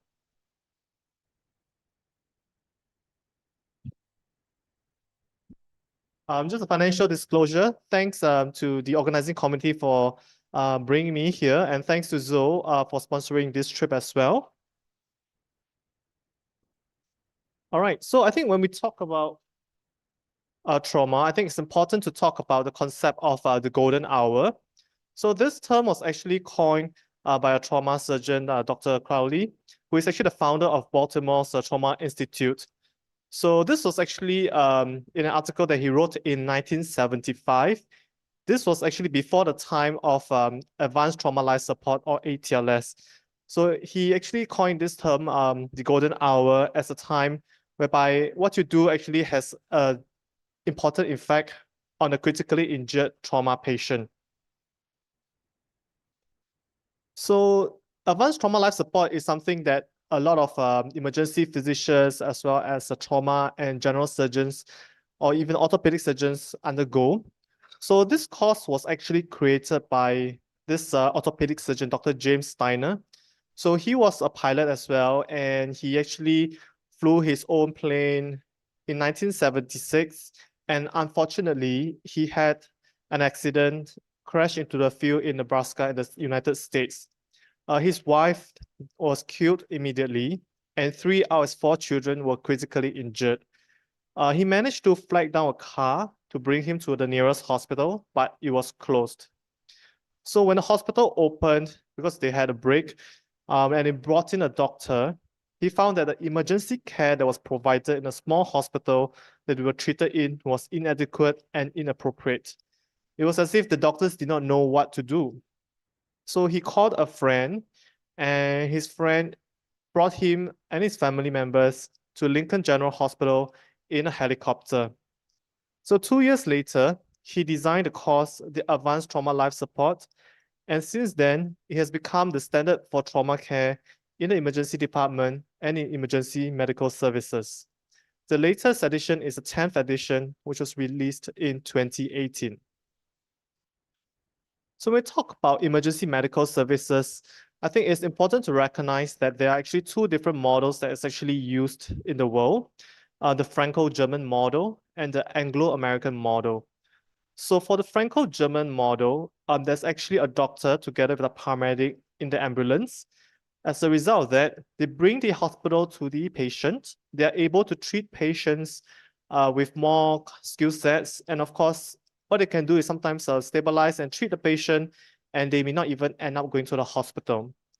But if they do need to go to the hospital because the doctor has already been on the scene and assessed the patient, then what they can do is actually directly bypass the emergency department, saving the emergency department some resources, and actually send the patient to the ward. So for instance, if I have a stroke, they can send the patient to a stroke unit, or if the patient has ST elevation MI or STEMI, the patient can be sent to the cath lab immediately.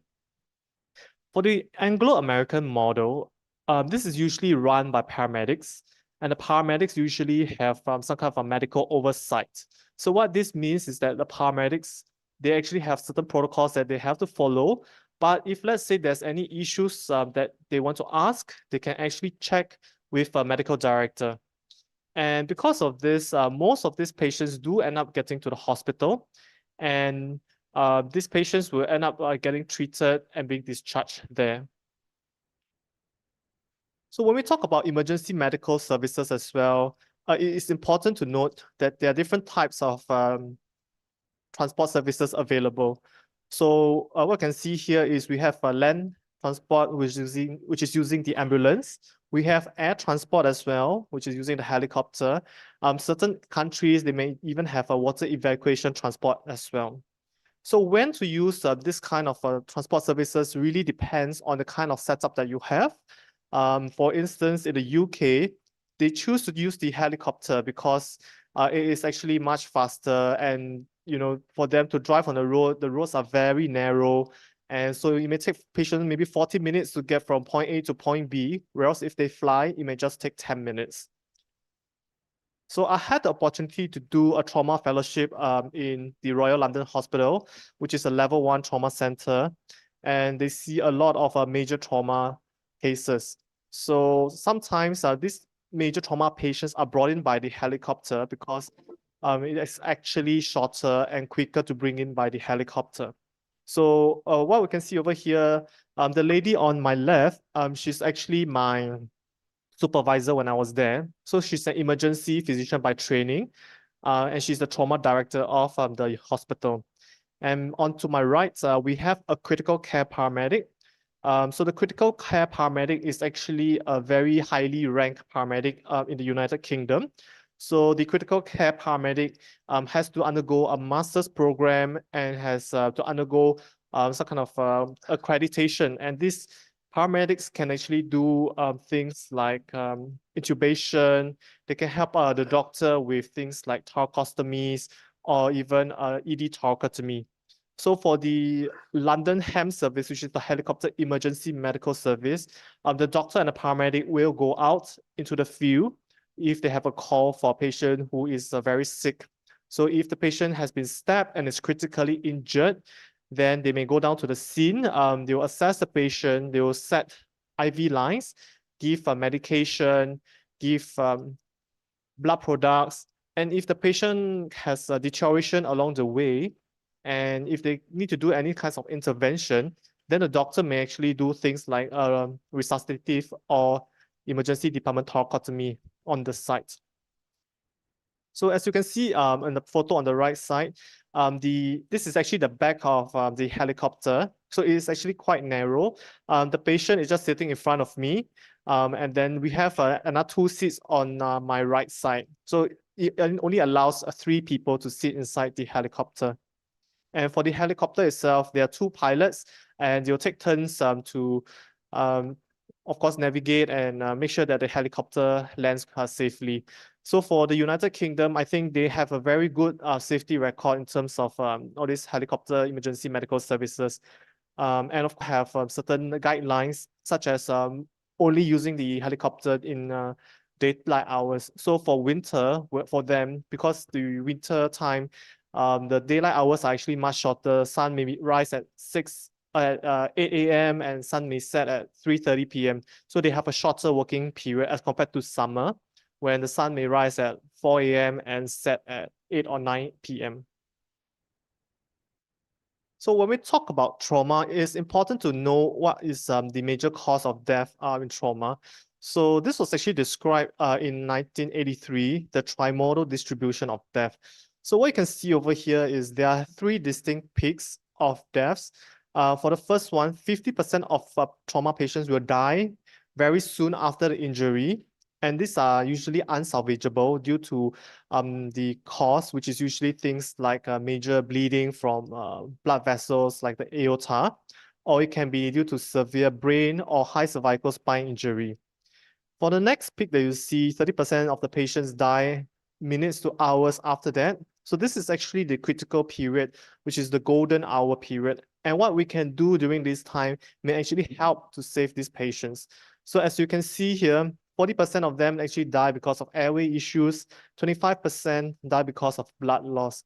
So for paramedics and doctors, this can actually be potentially life-saving when you intubate them or you put them on LMA and give blood products or even give fluids to bring up the blood pressure.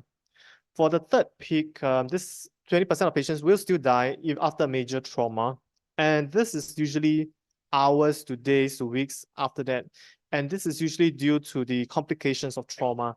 For instance, the severe systemic inflammatory response syndrome, or due to ventilator-associated pneumonia in the ICU.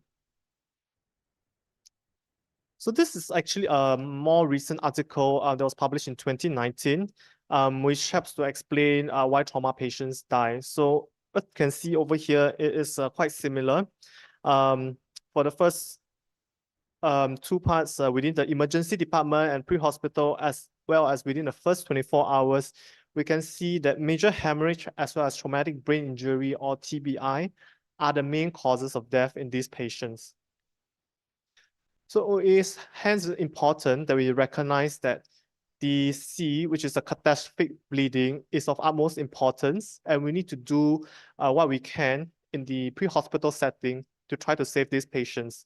And of course, after that, we see the other tenets of advanced trauma life support, which is your airway, breathing, circulation, and disability. So for C, it is quite important to think of what we can do upfront to stop the bleeding. So for instance, we actually have a tourniquet that can be used to avoid bleeding from the limbs, upper or lower limbs. If you have a major bleeding from a chest wound or the abdomen, then we may need to apply direct pressure because it's impossible to use things like tourniquet over there. The next is, of course, to try to bring up the blood pressure as far as we can. Ideally, blood is the best product that we can use for resuscitation in trauma, but we know that blood products are quite limited and it can be quite difficult to transport en route in the ambulance because, you know, the weather is very hot. You need to have things like proper storage facilities like refrigerator, etc. So it is quite difficult. So the next alternative may be to use things like fluids. So if the patient is hypotensive, then we may consider giving crystalloids like normal saline. And next, I also talk about tranexamic acid subsequently. So in the United States, in the state of California, in 2022, they actually passed this bill, which is to stop the bleed. So in the US, they actually have a lot of penetrating trauma, things like gunshot wound. In the UK, they have a lot of stabbings. So a lot of patients, especially the young ones, they die because of all this bleeding, which is potentially salvageable if we do something quite early on. So because of that, they passed this bill and they legislated that, in the new buildings throughout the state, they need to have this kit, which is to stop the bleed kit. So this is actually, you can see over here on the bottom. It's a commercial kit that costs US $63, but of course you can actually create your own kit with things like gauze, saline, gloves, trauma scissors, and the tourniquet. And they have a lot of all these posters that have been designed to tell people what to do in the event of such a catastrophe. So as we can see over here, there are also a lot of articles that actually have shown that use of a tourniquet in a pre-hospital setting, especially for penetrating limb injuries, actually help these patients. So these patients who actually have tourniquet, they actually require less blood transfusion because there's less blood loss in the field. And these patients did not have additional complications like nerve palsies or even secondary infections. So the study on the right is a study from Sierra Leone in Africa. So they actually trained a group of student nurses, and after that they follow up with what they did. And it seems like 75% of people who actually attended the course had one encounter with a bleeding patient after 1 month. And this increased to 98% at 12 months. So the incidence of such penetrating trauma is actually quite high over there. And as you can see, about 1/3 of them, they actually have injury on the limbs, in the lower limbs. And the respondents actually intervene in 99% of such cases. And the 97% of these patients actually do survive. So when we have paramedics out in the field, it is important that we have some kind of a protocol for them. So this is actually a protocol that we have in Singapore for our paramedics. So it teaches them what to do, what kind of cases are considered as major trauma. So they will need to do the ATLS principles and follow the spinal immobilization if necessary, maintain a patent airway, giving oxygen as necessary, and achieving hemorrhage control. And if patients have significant injuries, which are defined on the right side, such as penetrating trauma, 2 or more long bone deformities, pelvic fractures, etc., then all these cases may need to be transferred to a hospital that is capable of treating them. So this may need to be like a trauma unit or even a trauma center, depending on the setup. And of course, if the patient is unstable with hypotension, low GCS, hypoxic, then we need to stand by the hospital so that the hospital is aware that such a sick case is coming and they can actually prepare what they need to do beforehand.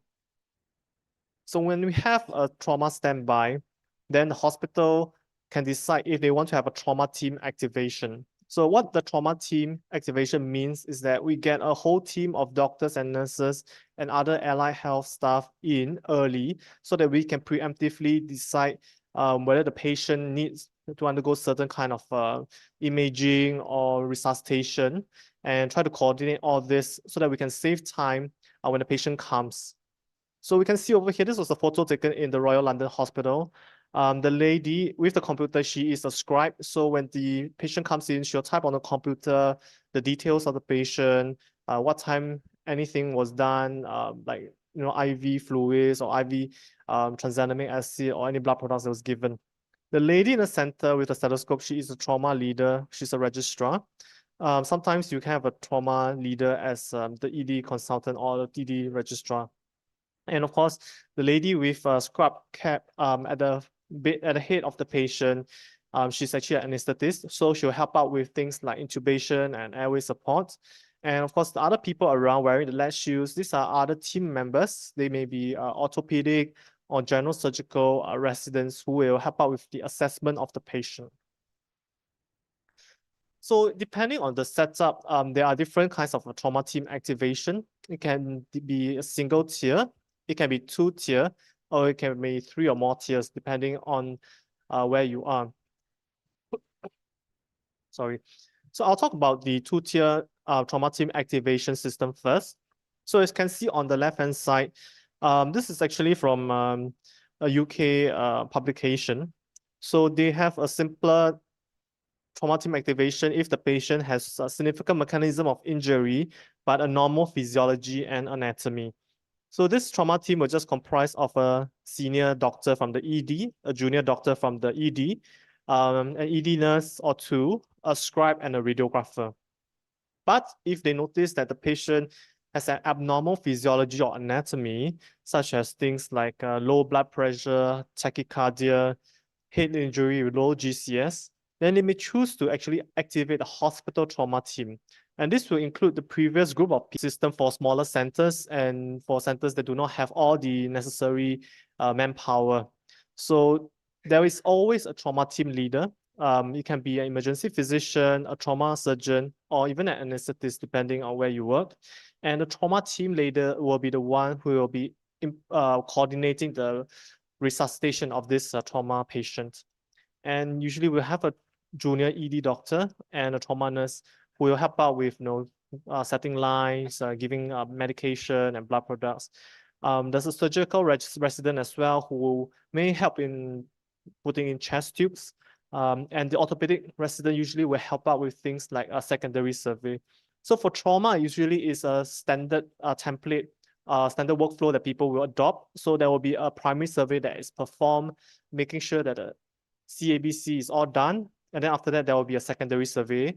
And usually 24 hours later, there will be a tertiary survey that's performed. So the purpose of all this is to make sure that we don't miss any injuries, because any injuries that is missed can potentially be debilitating for the patient. So as we can see over here, the criteria for trauma team activation really depends on where you practice.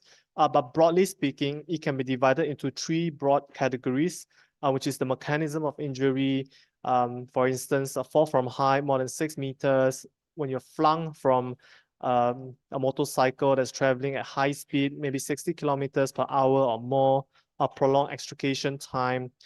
We have the physiological factors, which can be things like low GCS, low blood pressure, hypoxia, or it can be things like anatomical injuries. So penetrating injuries to the chest, 2 or more limb fractures, flail chest, for instance. So in trauma, it is important to avoid the lethal triad, which is coagulopathy, acidosis, and hypothermia. And so when the patient comes in, it is important to actually assess the patient quickly and then put on dressing for the patient, cover the patient up, and give blood products or medication that can help. So one of these drugs that is actually proven to be very useful in a trauma setting is tranexamic acid. So the blood will clot and the blood will lie by the body because of all these various things that's happening. But the tranexamic acid actually helps in bleeding patients by blocking the conversion of plasminogen to plasmin and prevents the blood from actually the blood clot from breaking down. So this is actually the reverse of conditions like stroke or acute myocardial infarction when you give things like tissue plasminogen activator or RTPA. So the results of tranexamic acid actually came from this trial called the CRASH-2 trial. It is a multi-center trial done in 40 centers, 40 countries, and they look at 20,000 patients from the trauma setting, and they assigned them to either tranexamic acid or even a placebo within 8 hours of injury. And the primary outcome that they looked at was death in the hospital within 4 weeks of the injury. So from the result of this study, we know that for bleeding, it helps to reduce bleeding as well as mortality rate. And the earlier we give it, the better the results will be. So in most centers, we do want to give it within 3 hours of injury based on the results of this study. So when we have a very sick patient, sometimes we need to think whether we need to give emergency blood products. And if we need to give a lot of emergency blood products, there may be a need to actually give other things as well. So we are talking about the massive transfusion protocol, or the MTP. So the definition of MTP is more than 10 units in 24 hours. But of course, sometimes we may need to actually activate this protocol much earlier on, because we can't activate it, after the patient is in for 24 hours without doing anything. So some centers, they will use the definition of more than 5 units within an hour.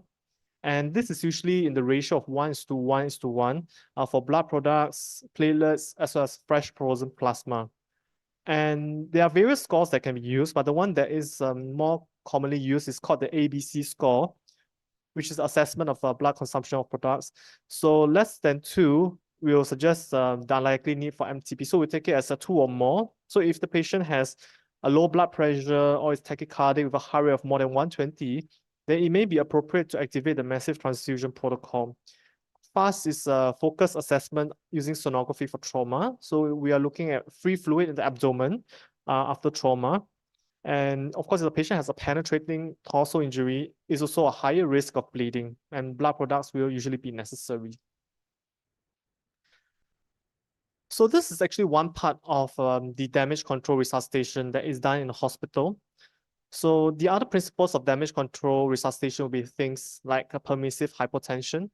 So we do not want the blood pressure to be too high for certain trauma patients. Patients who have too high blood pressure may actually not be very good, because you can actually help to destabilize the blood clots and cause more bleeding. So for permissive hypotension, we are referring to blood pressure maybe about systolic 65, MAP of 65, or systolic blood pressure of about 90 and below, if the patient doesn't have any contraindications. So we're talking about things like brain injury, or pregnant or elderly patients. So all those, we should follow the normal convention of resuscitation.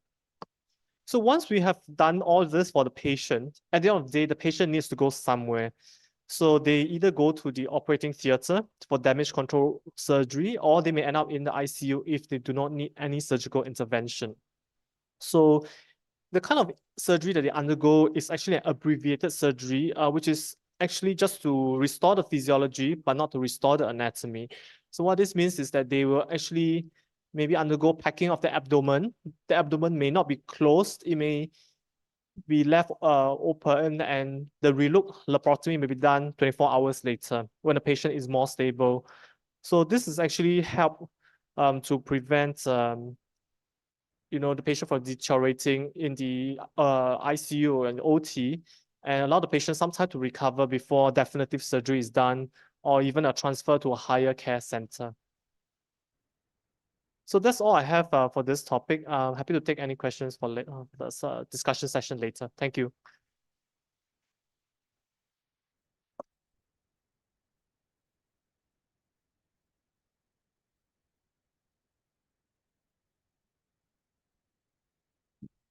Thank you, Dr. Evanshaw. Our next speaker is Dr. Brian McNally. He's from the Professor of Emergency Medicine, Emory University School of Medicine, Rollins School of Public Health in Atlanta, Georgia, but he spends most of his time in Ho Chi Minh City doing a lot of things. His topic presentation is a structured approach to trauma training to achieve high quality care. Over to you. Xin chào. Tôi là bác sĩ Brian. That's it. So that is me, a little younger. But I'd like to talk to you today about trauma education and training. And this is the outline for the talk. I'm going to talk about, even though I'm going to talk about education, I'm going to talk about the system. You've heard this already today. You'll hear this more. But think of it as a learning trauma system that evolves over time. And think of each component. We talk about the chain, the links in each aspect of the bystander care, the pre-hospital care, hospital care, post-hospital care. There's obviously education that occurs with each of those groups. And the stronger those groups are linked together, the greater the success that the patient can benefit from. So I'm going to talk about a framework for a learning trauma care system. and then talk about trauma simulation, and talk a little bit about CATSI, a course that colleagues of mine at Emory University developed that we've taught here a few times in Vietnam as well as in India, Pakistan, and Africa. So there's evidence. You've already seen some publications presented this morning to talk about the importance of having a system of care around trauma.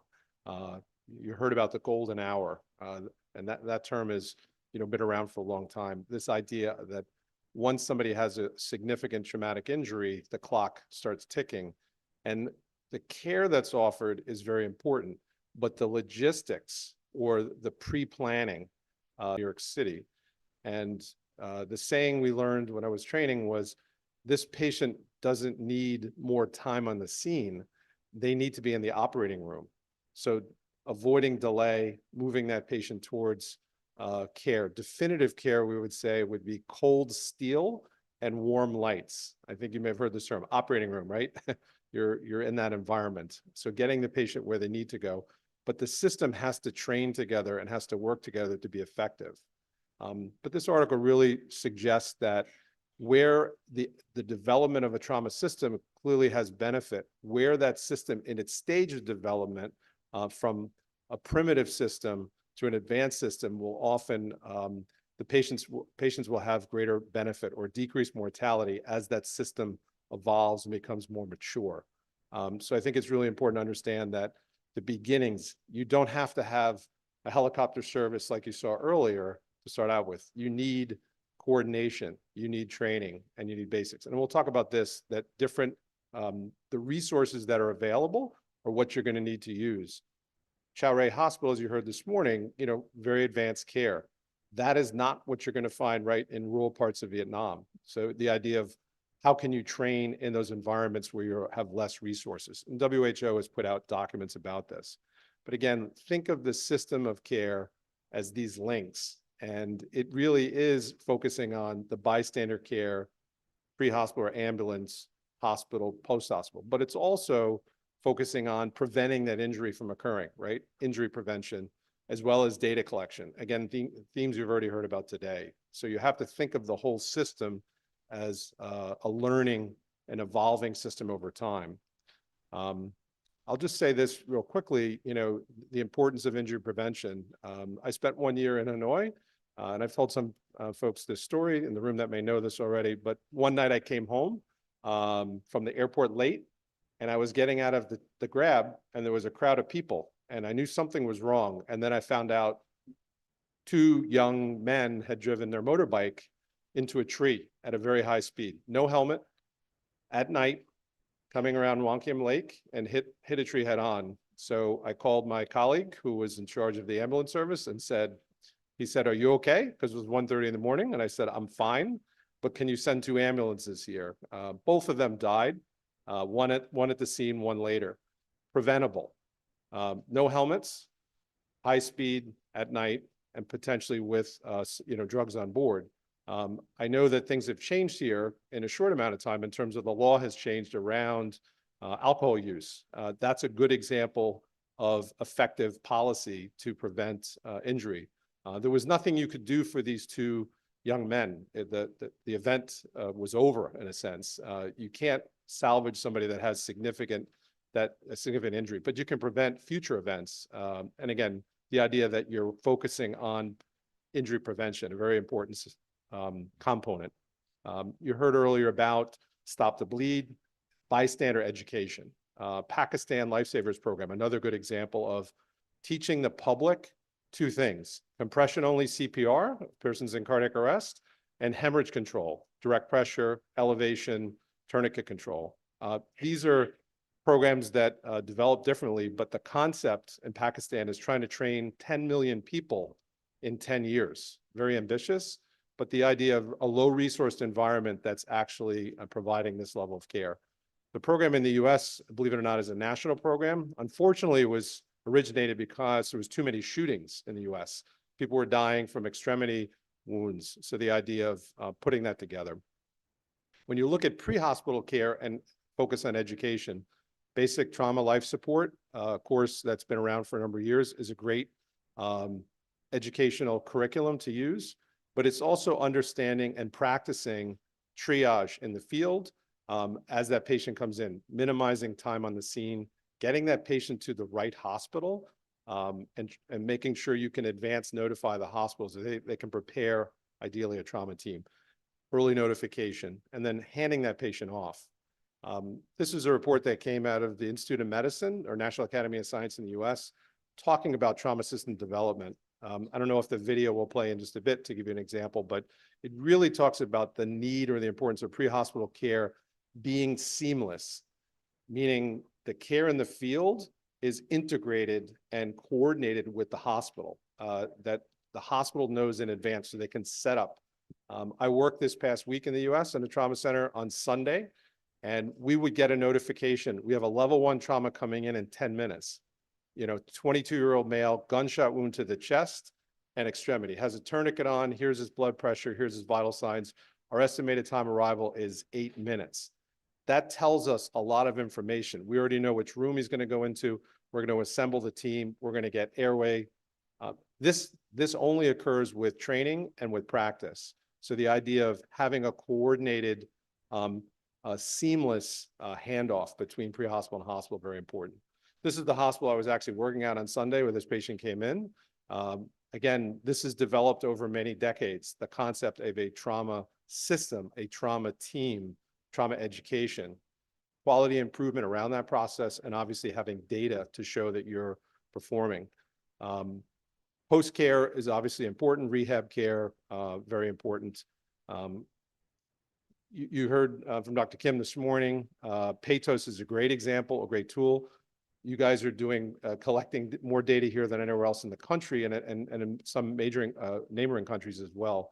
I think the most important thing I'd like to emphasize, because you heard a lot about this morning, is you might not think of it, but registry and doing quality improvement probably will save more lives than in almost anything else we do. Stopping bleeding on the scene when a patient's got significant hemorrhage often is probably the greatest opportunity for saving a patient's life in this whole continuum of care. But data collection done in a way that you feed that information back to understand who are the patients you're caring for, what are the opportunities for preventing future patients, and how do we improve upon care? Are patients getting timely care? How long does it take to get a blood transfusion, as an example? So again, data is really important in terms of system and educating ourselves around that. So again, I'm not going to go into this because you heard this earlier. The example I'll give home, this is in Atlanta, Georgia. When these devices came out a few years ago, we saw a number of injuries. And the data we collected at our hospital told us a story. The first 3 deaths that occurred from people using scooters in our city that came to our hospital had the common theme. They all happened at night, and they all were patients or people riding these on a sidewalk to cross the street. So they're coming off the sidewalk, getting hit by a car. So what happened was the city changed the law and said you can't ride them at night and you can't ride them on the sidewalk. So again, as an example, using data to change, hopefully, policy and to prevent these injuries. I don't know if this video will play, but just see. Okay, you can take my word for it. This is just describing a trauma system development in the US. I think the most important point I'd like to make is the integration between the civilian sector, right, hospital-based care, and the military. There's a lot to learn from each other, a lot of exchange, a lot of, unfortunately, a lot of care that we learned about tourniquets, for example, have been because of the military saying, putting on a tourniquet. When I started my training, we thought tourniquets were dangerous. Now we put them on very much more readily because of data from military members that have had extremity injury or extreme hemorrhage, and recognizing that applying that tourniquet really can save the patient's life. So evolving a learning education system, you change your protocol based upon data. And this is part from that same report, talking about putting a patient at the center of patient-centered trauma care. All the rings outside it are the things that we need to do that can enhance this framework for a learning trauma system of care. This WHO report, there was 2 reports that came out looking at both pre-hospital and hospital-based trauma care. One of my colleagues I work with helped put this report together many years ago. I think the important thing to realize is, you know, as you heard earlier, the burden of disease in Vietnam and in the region is very high. Locally, right, we learned that, you know, vast majority of patients at Chao Ray are coming and are trauma, and a lot of it is blunt, right? A lot of it from motor vehicle, motorbike. So if you understand who you're taking care of, you have a better chance of, you know, preparing and training to manage those injuries. This report really focuses on different levels of resources. And I think recognizing there's a hierarchy to trauma program development. In this report suggests that, you know, basic training, they have a course called WHO's Basic Emergency Care course could be provided, collecting basic data. A more advanced or specialty hospital, you may do like an ATLS-like course or have other advanced courses and collect more robust data and have more education focused on subspecialty care. Again, as you have more resources, you have to adjust your educational programs. And I think that's an important thing. The concept of trauma education is not just the individual nurse or the individual emergency physician or individual surgeon learning their role. It's working together as a team. And I think there's data here that suggests that teamwork, trauma team training, not just trauma education, really can help move that patient through the system better. And the examples here are when that patient comes in, how quickly do they get a CAT scan? How quickly do they get a blood transfusion?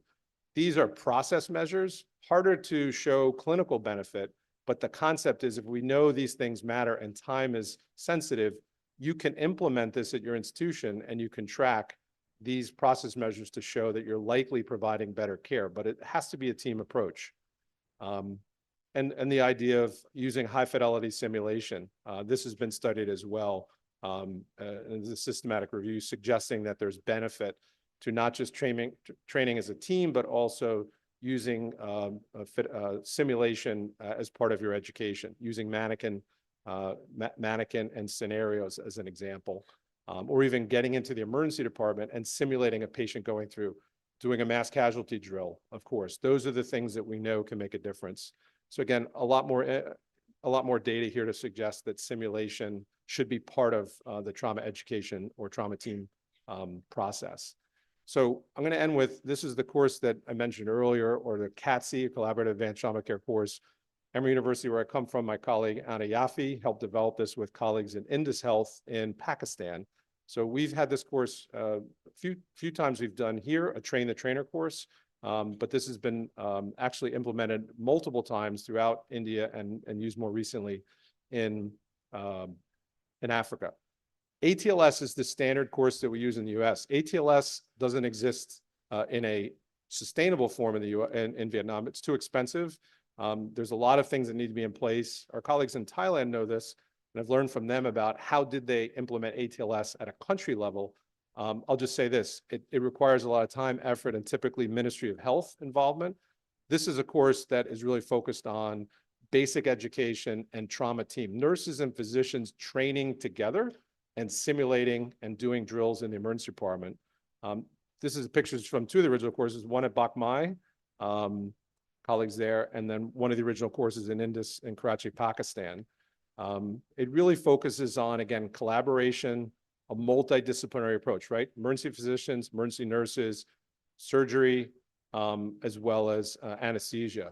This is trying to recognize if you train together, when that patient comes in, that patient's likely going to be in a better position, but you have to actually go back and see that you're coordinating care. You can't just take a course and leave it at that. You need to go back and bring this to your hospital to say, how do we coordinate this patient getting the definitive care? As you heard this morning, massive transfusion protocol implemented, in Chao Ray. That's probably not available in other hospitals. Does your EMS system know, for example, 115 here, when a patient meets certain criteria, could you notify the hospital? Are they ready for the patient? All that requires education, but it also requires practice. And I think that's the piece. There's the clinical care, and then there's the, we'd say, logistics of, moving that patient through the system. So a lot of this is taught in the course. It's hands-on. We took the lectures after COVID and allowed them to be a pre-course so people can review the lectures in Vietnamese in advance. And then the actual course, the hands-on, is more surgical skills simulation. And I'll show you pictures here. You saw this slide before. This is why this is important. We know a lot of patients will die in the scene. There's not much to do for them, but that golden hour, that middle group, really there's an opportunity for intervention. So again, the goals of the course are working in a collaborative sense, multidisciplinary, nurse physician together. Primary and secondary surveys, super important, and that really can be taught in advance of the course through video, people understanding how to do initial head-to-toe survey, stabilize conditions that need to be addressed immediately in a hierarchical fashion, and then the trauma skills themselves, and then really putting it all together. So again, lecture, this was the course we did in 2019. We've done this now since. We've taken these courses, the lecture part, and provided that online in advance. You could thank COVID for that, so we don't use as much energy up front. Team building, practicing together, and the idea of working as a group. That's not a very great picture of me, but I'll say the idea of primary and secondary survey, and this concept of each person having a role. This may be very practical in a large hospital. In a small hospital, you may only have two people. It may be a nurse and a physician. You need to take this back to the facility to adapt it to the needs and to the resources that you have. I'm going to skip this video, but the idea using picnics to do practice surgical crike, surgical airway, doing simulation.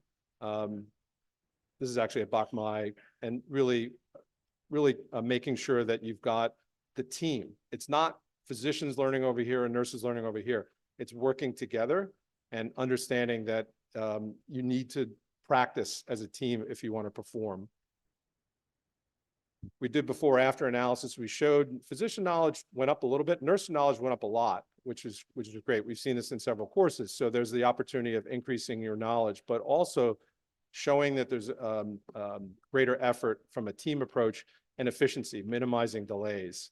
So really, I think I'm going to just end here. That the important thing is each system has a different set of resources, focusing on the basics and focusing on the things you've heard about this morning already. We have to do a better job with pre-hospital care and bystander care. Pakistan is doing this, at a country level to try to train folks on stopping hemorrhage, right? That's certainly something that can be, I know is being done here, but has to be done more bystander training. Pre-hospital care is evolving, right? EMT and paramedic, I know this, right? Now exists at a government level. I know courses are beginning here as well as in Hanoi. That's exciting, particularly, like I said earlier, I previously have a paramedic background, so it's exciting to see that.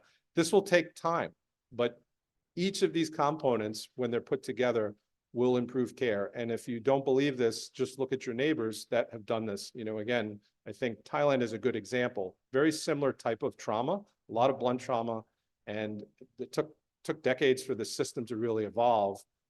You're not that far behind in a sense, but it's putting these pieces together. So it's an exciting time to see trauma care development evolving here. Thank you for your time. Thank you, Professor McNally. Our next speaker is Dr. Satariapan from Thailand. He's the Assistant Professor at the Emergency Department, Siraj Hospital, Mahidol University of Thailand, and also the Secretary of the Thai Board of Hospital Emergency Fellowship. His topic will be on trauma care system and quality assurance. Hello, good morning, everyone. So thank you for the good introduction. So I'm Dr. Satariapan from Thailand. So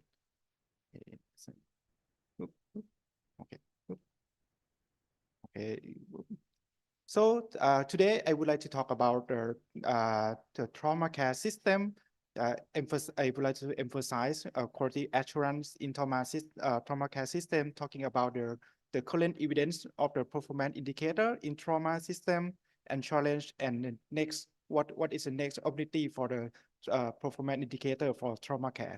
And I would like to introduce our new tool from the Asia EMS, Prehospital Emergency Care System Evaluation Tools or PECS.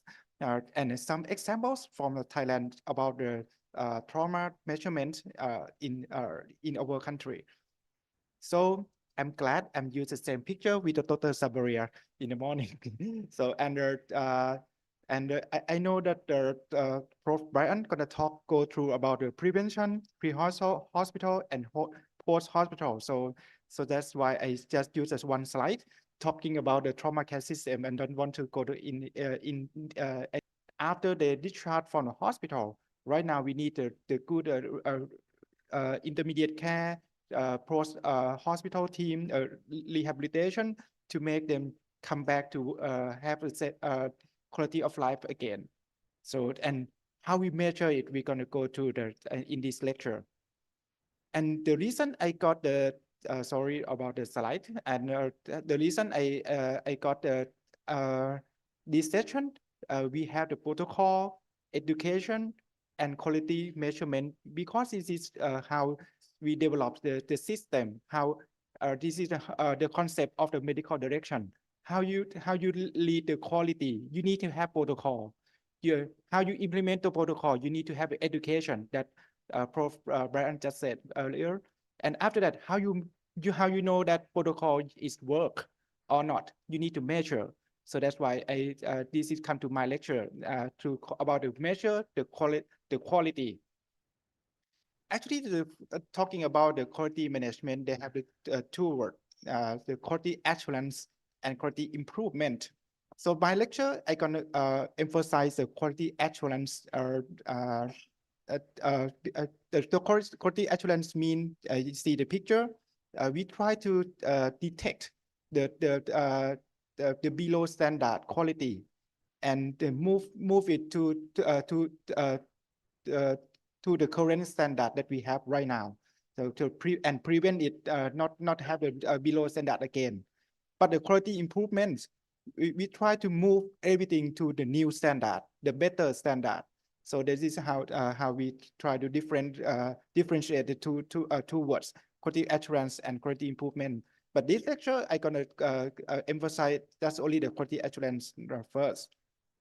And of course, the both of the quality assurance and quality improvement, you need to have the same concept about the measurement.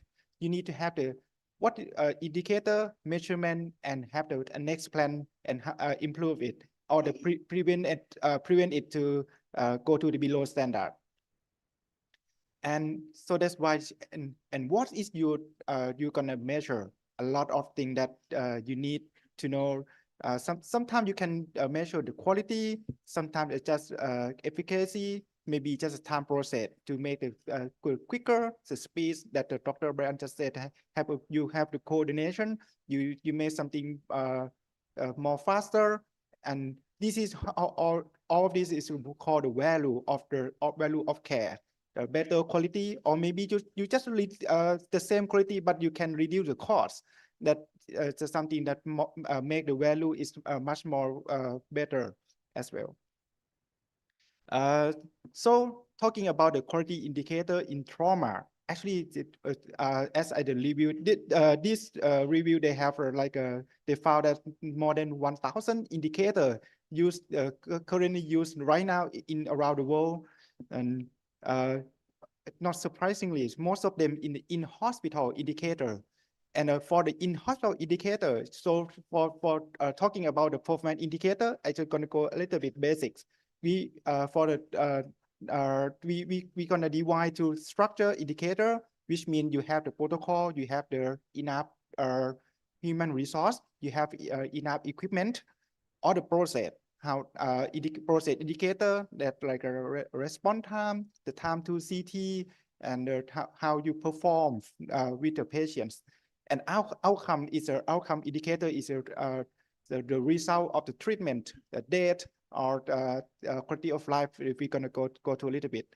And you see, most of the indicator is just a process because it's easy to measure, and that's why we have to measure a lot of about the process outcome, even the pre-hospital, in hospital. However, we in the slide we see that we lacking of the gap about the post-hospital indicator, and even worse about the prevention indicator. So that's why we need to have at the system, we need to have that's all too. And this is the I got to show you that it's a top 10 for that paper. The top 10 indicator, the most common indicator they use a mortality. The first one is a preventable mortality. We're going to go to a little bit later. They have the review, the peer review. When you have the trauma death in your hospital, you have the committee to review is it preventable or not, and you collect as a rate of the preventable death. And next one is hospital mortality. Is it good or not? And this is they try to suggest as a system when you try to create indicator, you need to not just only in a hospital, you need to have the pre-hospital, hospital, post-hospital, and prevention indicator. And DY is in like a structure, process, and outcome as shown in slide. However, the challenges in the performance measure in trauma care right now, I show you we have like 1,000 indicator in around the world, but we don't have no international consensus that which one is the best. But the reason I think I agree with Dr. Brian is depend on your system. So if you have your system, which one you have to think which indicator is match with your system.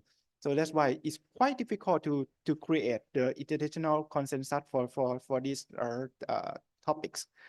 And as you see in my previous slides, the focusing mostly is in hospital, not in the system. So that's why we need to expand the indicator to measure from the prevention to post-hospital care. And they focus on the provider point of view. That's why they measure the process that much more than the outcomes. The ideal performance indicator, we need to the indicator that important, usable, and feasible, and have the evidence based on that too. So that's why we still lacking of the good indicator for the trauma care right now. For one example that we use a lot that I showed you in the previous slides, in hospital mortality, when you have the two hospitals have the same number, same ratio of in hospital mortality, let's I show you is in the slide, the 5% is the same. However, is it exactly same? Can you say that the hospital have the same performance? The answer is no, because of the patient in one hospital maybe more severe than another hospital. So that's why when you measure about outcome, a lot of the trauma system right now, we use a trauma score to adjust the trauma outcome to try to adjust to the about the severity, and so that's why you can compare. Even you can compare with the last year. You need to adjust about your trauma outcome as well, and a lot of the trauma score. That's why currently we have a lot of the trauma score published, and you can use the one that you have feasible for you. In Thailand, I'm going to show you, we still use the most common one is the TRIS score, and you don't worry about the math. But however, the TRIS score, you can have this data if you have the trauma registry. That they have the score, severity score from your diagnosis. If you do trauma registry, you have the diagnosis. You can create like a injury severity score, revised trauma score. If you have the hemodynamic parameter like a blood pressure, respiratory rate, gas score, and you can create the TRIS score. I gonna call this one is PS, and when you have the PS, this is like a expect outcome, like in this when you have one patient, this patient have the what is probably to survive for this patient. They're gonna show you as a percentage.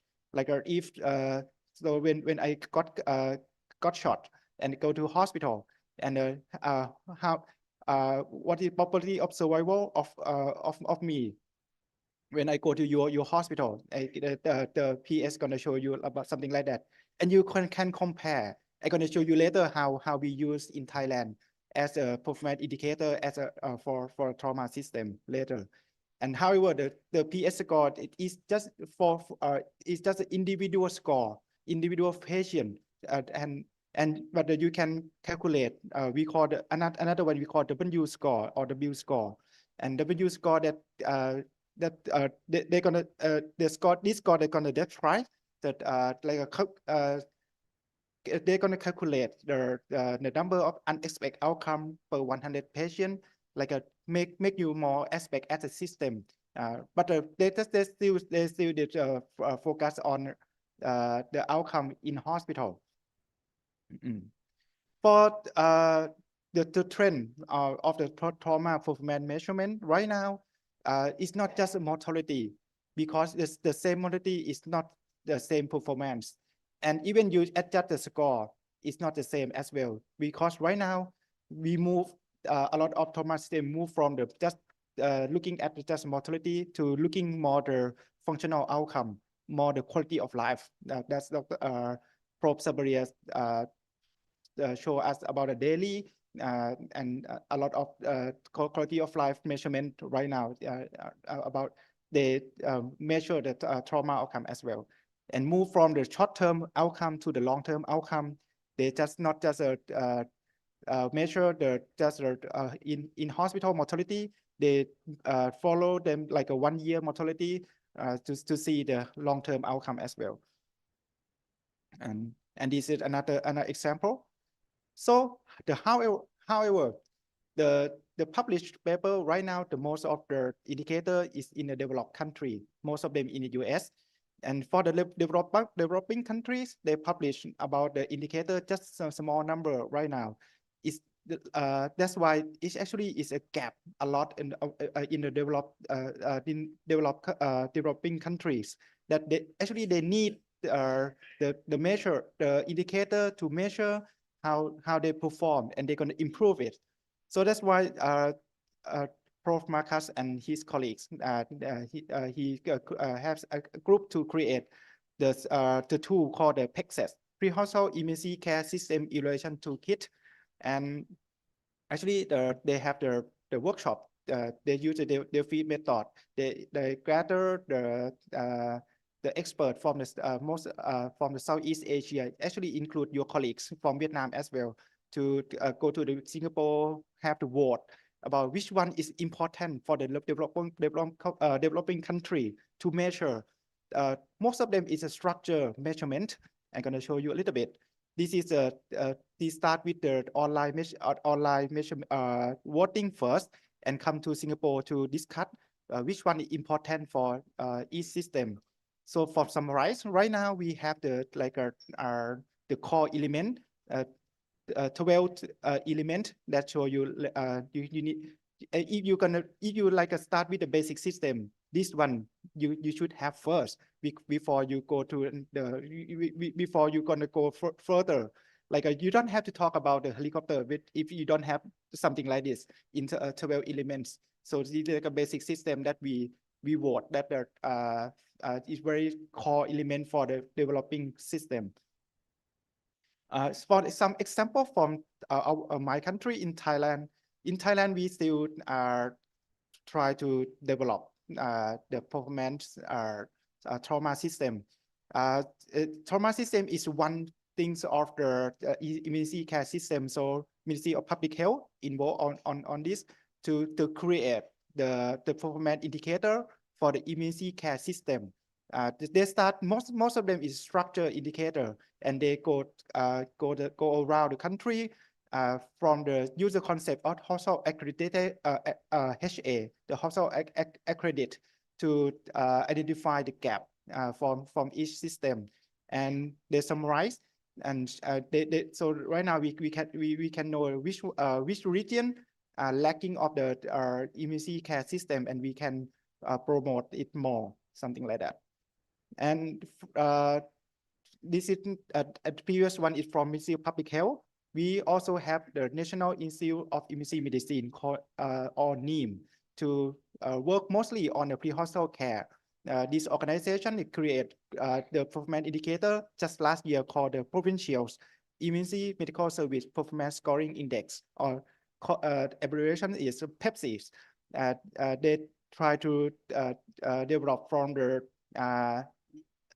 concept of the EC from the visual. They use the structure, process, outcome as well.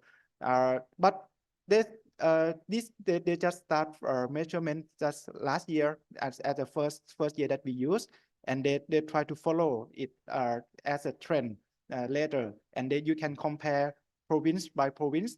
That this province had a better performance for another province for benchmarking, and see how we improve it later as well.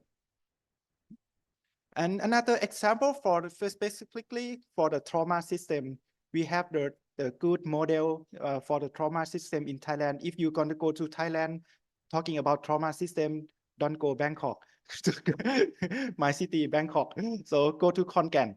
Khon Kaen have a good system. So they create the performance indicator. They set up the team for the data collection. They have the regular meeting for all the stakeholders from the pre-hospital, in hospital, everyone that involved the system. They have the meeting together. They have the regular training, and they have the regular outcome measurement, like a trauma audit for when you have a death mortality case.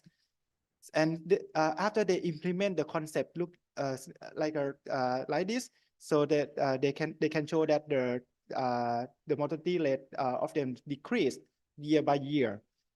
So right now, as a Khon Kaen as a model from our country, so all around the country in Thailand right now for the trauma, we use again come back to the TRIS score, the PS. If the PS show you like this patient have probability to survive more than 75%, they should alive. If they die, there's something wrong in your system. So we count. So for 100 patients, if we have more than 1% that the patient should survive, but they die, is there going to be a problem for us right now? So that we keep using KPI, I think more than 10 years for monitor our system as an outcome measurement in our countries. And how we get this data for the TRIS score, we implement the data measurements with the injury surveillance system that this measurement, this registry, our injury surveillance is focused on epidemiology data. I think that we have a similar problem about road traffic injuries. So the main focus of the injury surveillance is the road traffic injury. They even have the checkbox about the helmet, passenger, something like that. And this data can come back to TRIS score, and we can use this data to monitor about the trauma KPI in our country. However, we still, as I show you about the trend, we don't have the functional outcome in this surveillance yet. It's something that we need to improve later. However, if you can measure functional outcome, you need to have the human resource, because you have to ask the patient survey about it's not just a yes or no. So you have to have the team or some funding as well. So that's why we don't have that yet right now. From our take-home message, so quality assurance is a systematic approach. From performance indicator, we divide to structure, process, and outcome. And ideal performance, we need to have the important, feasible, and have more evidence based on that too. The trend from trauma outcome is moved from just collect only from mortality to functional outcome, from short-term to long-term outcome. and from hospital performance to measure the system performance. And Thailand, we still working on that. Last slide, one of my take-home messages. This is my first, and now because I just finished my meeting in the 11 a.m. we change actually we change the date of the next EMS Asia and change the place to the Sheraton Hua Hin Resort. And this resort we gonna close. we're gonna close the resort, and we're gonna have the EMS championship at the pool and on the beach. Quiet. Hua Hin, yeah, Hua Hin, not Pattaya, Hua Hin. But we're gonna have the transportation for you from the airport to the Hua Hin safely. Please come, save the date, and please come in February and 18. Bây giờ thì chắc là mình sẽ chuyển qua cái phần discuss nha. Thì ở đây thì mình là chủ yếu là của Việt Nam mình rất nhiều, cho nên là Thảo chỉ nói như vậy để cho các bạn của các nước người ta cùng biết. Thứ nhất là hiện nay thì Việt Nam nằm ở trong cái nhóm mà trung bình, gọi là trung bình thấp. Thứ hai nữa là cái hệ thống cấp cứu của mình thì bây giờ là nhân lực rất là yếu. Phải là mình phải nhóm lại 3 cái. Thứ nhất là cấp cứu, hồi sức và chống độc cùng triển khai, và cũng không có đủ nhân lực. Thì hiện nay thì rất là cảm ơn tất cả các cái bạn ở trong cái nhóm chuyên gia của Batos hiện nay đang qua Việt Nam để mà triển khai một số cái giúp cho Việt Nam. Thì cái hệ thống cấp cứu hiện nay đối với lại hội hồi sức hội hồi sức Việt Nam thì là gần như là phân hội cấp cứu của Việt Nam sẽ làm cái nhiệm vụ này. Và đối với lại các vùng miền thì là gần như chúng ta kết hợp lại để mà cùng nhau để triển khai cái cấp cứu. Cho nên là có rất nhiều tất cả các cái thành viên mà hoạt động trong cái hệ thống cấp cứu đó, thì Thảo cũng rất là muốn các bạn cũng có những cái ý kiến trong cái vấn đề là mình triển khai cái hệ thống cấp cứu ở Việt Nam thì nó có thuận lợi như thế nào và chúng ta phải làm như thế nào. Chứ hiện tại thì những cái lớp để mà triển khai cái EMS của Việt Nam thì chúng ta đã làm rất nhiều. Nhưng mà để mà triển khai cả một cái hệ thống với các cái phần như là về nâng cao chất lượng, đánh giá hiệu suất, rồi tất cả những cái khác như là cái bạn ở bên Thái Lan cũng như là một số các cái bạn ở Manila, rồi ngay cả như là giáo sư mà Brian McNally là đến Việt Nam là để triển khai cái này 10 mấy năm rồi. Nhưng mà chúng ta thấy rằng cái nhân lực của mình nó vẫn cứ thiếu. Và rất là may là trong cái đợt 2023 này là gần như là chúng ta triển khai cái luật khám bệnh chữa bệnh mới. Thì trong đó cái cấp cứu ngoại viện của mình đã đưa ra được một cái mã gọi là cái mã ngành để cho chúng ta có thể thực hiện những cái phần mà chúng ta sẽ triển khai như thế này. Thì cái đó là những cái phần mà Thảo muốn nói để cho các bạn ở các nước người ta hiểu được cái vấn đề ở Việt Nam mình nó không phải như ở Thái Lan là triển khai cái hệ thống cấp cứu nó riêng một mình được, mà hiện nay là mình cấp cứu nè, hồi sức nè, chống độc nè là nó chung nhau hết đó. Và khi triển khai cấp cứu cũng rất là khó khăn, nhân lực chúng ta cũng rất là khó, và hiện nay để giữ người ở hệ thống cấp cứu, đặc biệt là cấp cứu 115 đó, thì mấy bạn thấy rằng cái giờ giấy phép hành nghề còn chưa có nữa cho nên rất khó khăn. Thì không biết các bạn có cái ý kiến gì không? Mời các thành viên mà trong cái lớp học chúng ta cũng phát biểu để cho các bạn hiểu. Chứ còn các vấn đề này mình học mình biết hết, nhưng mà khi mà triển khai rất là khó khăn nha. Yeah.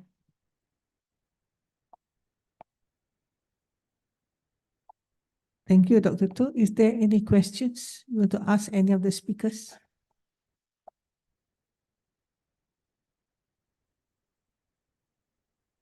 I just would like to make a comment. I agree with you that the ATLS is not very sustainable in poor resource countries. We have an ATLS, but we can only train very few people. So like you did the CATS, we have come out with our own, what we call a Malaysian Trauma Life Support Program. So probably some of these areas will move away from the other S system of training and education.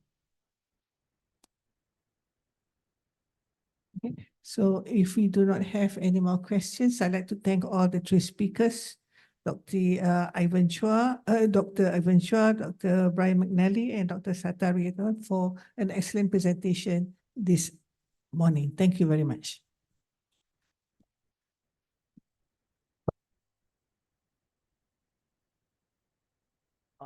Thank you. Now, please, we invite Dr. Ivan Chua, Dr. Brian McNally, and Dr. Satari Yaban go to the stage to receive the certificate from host.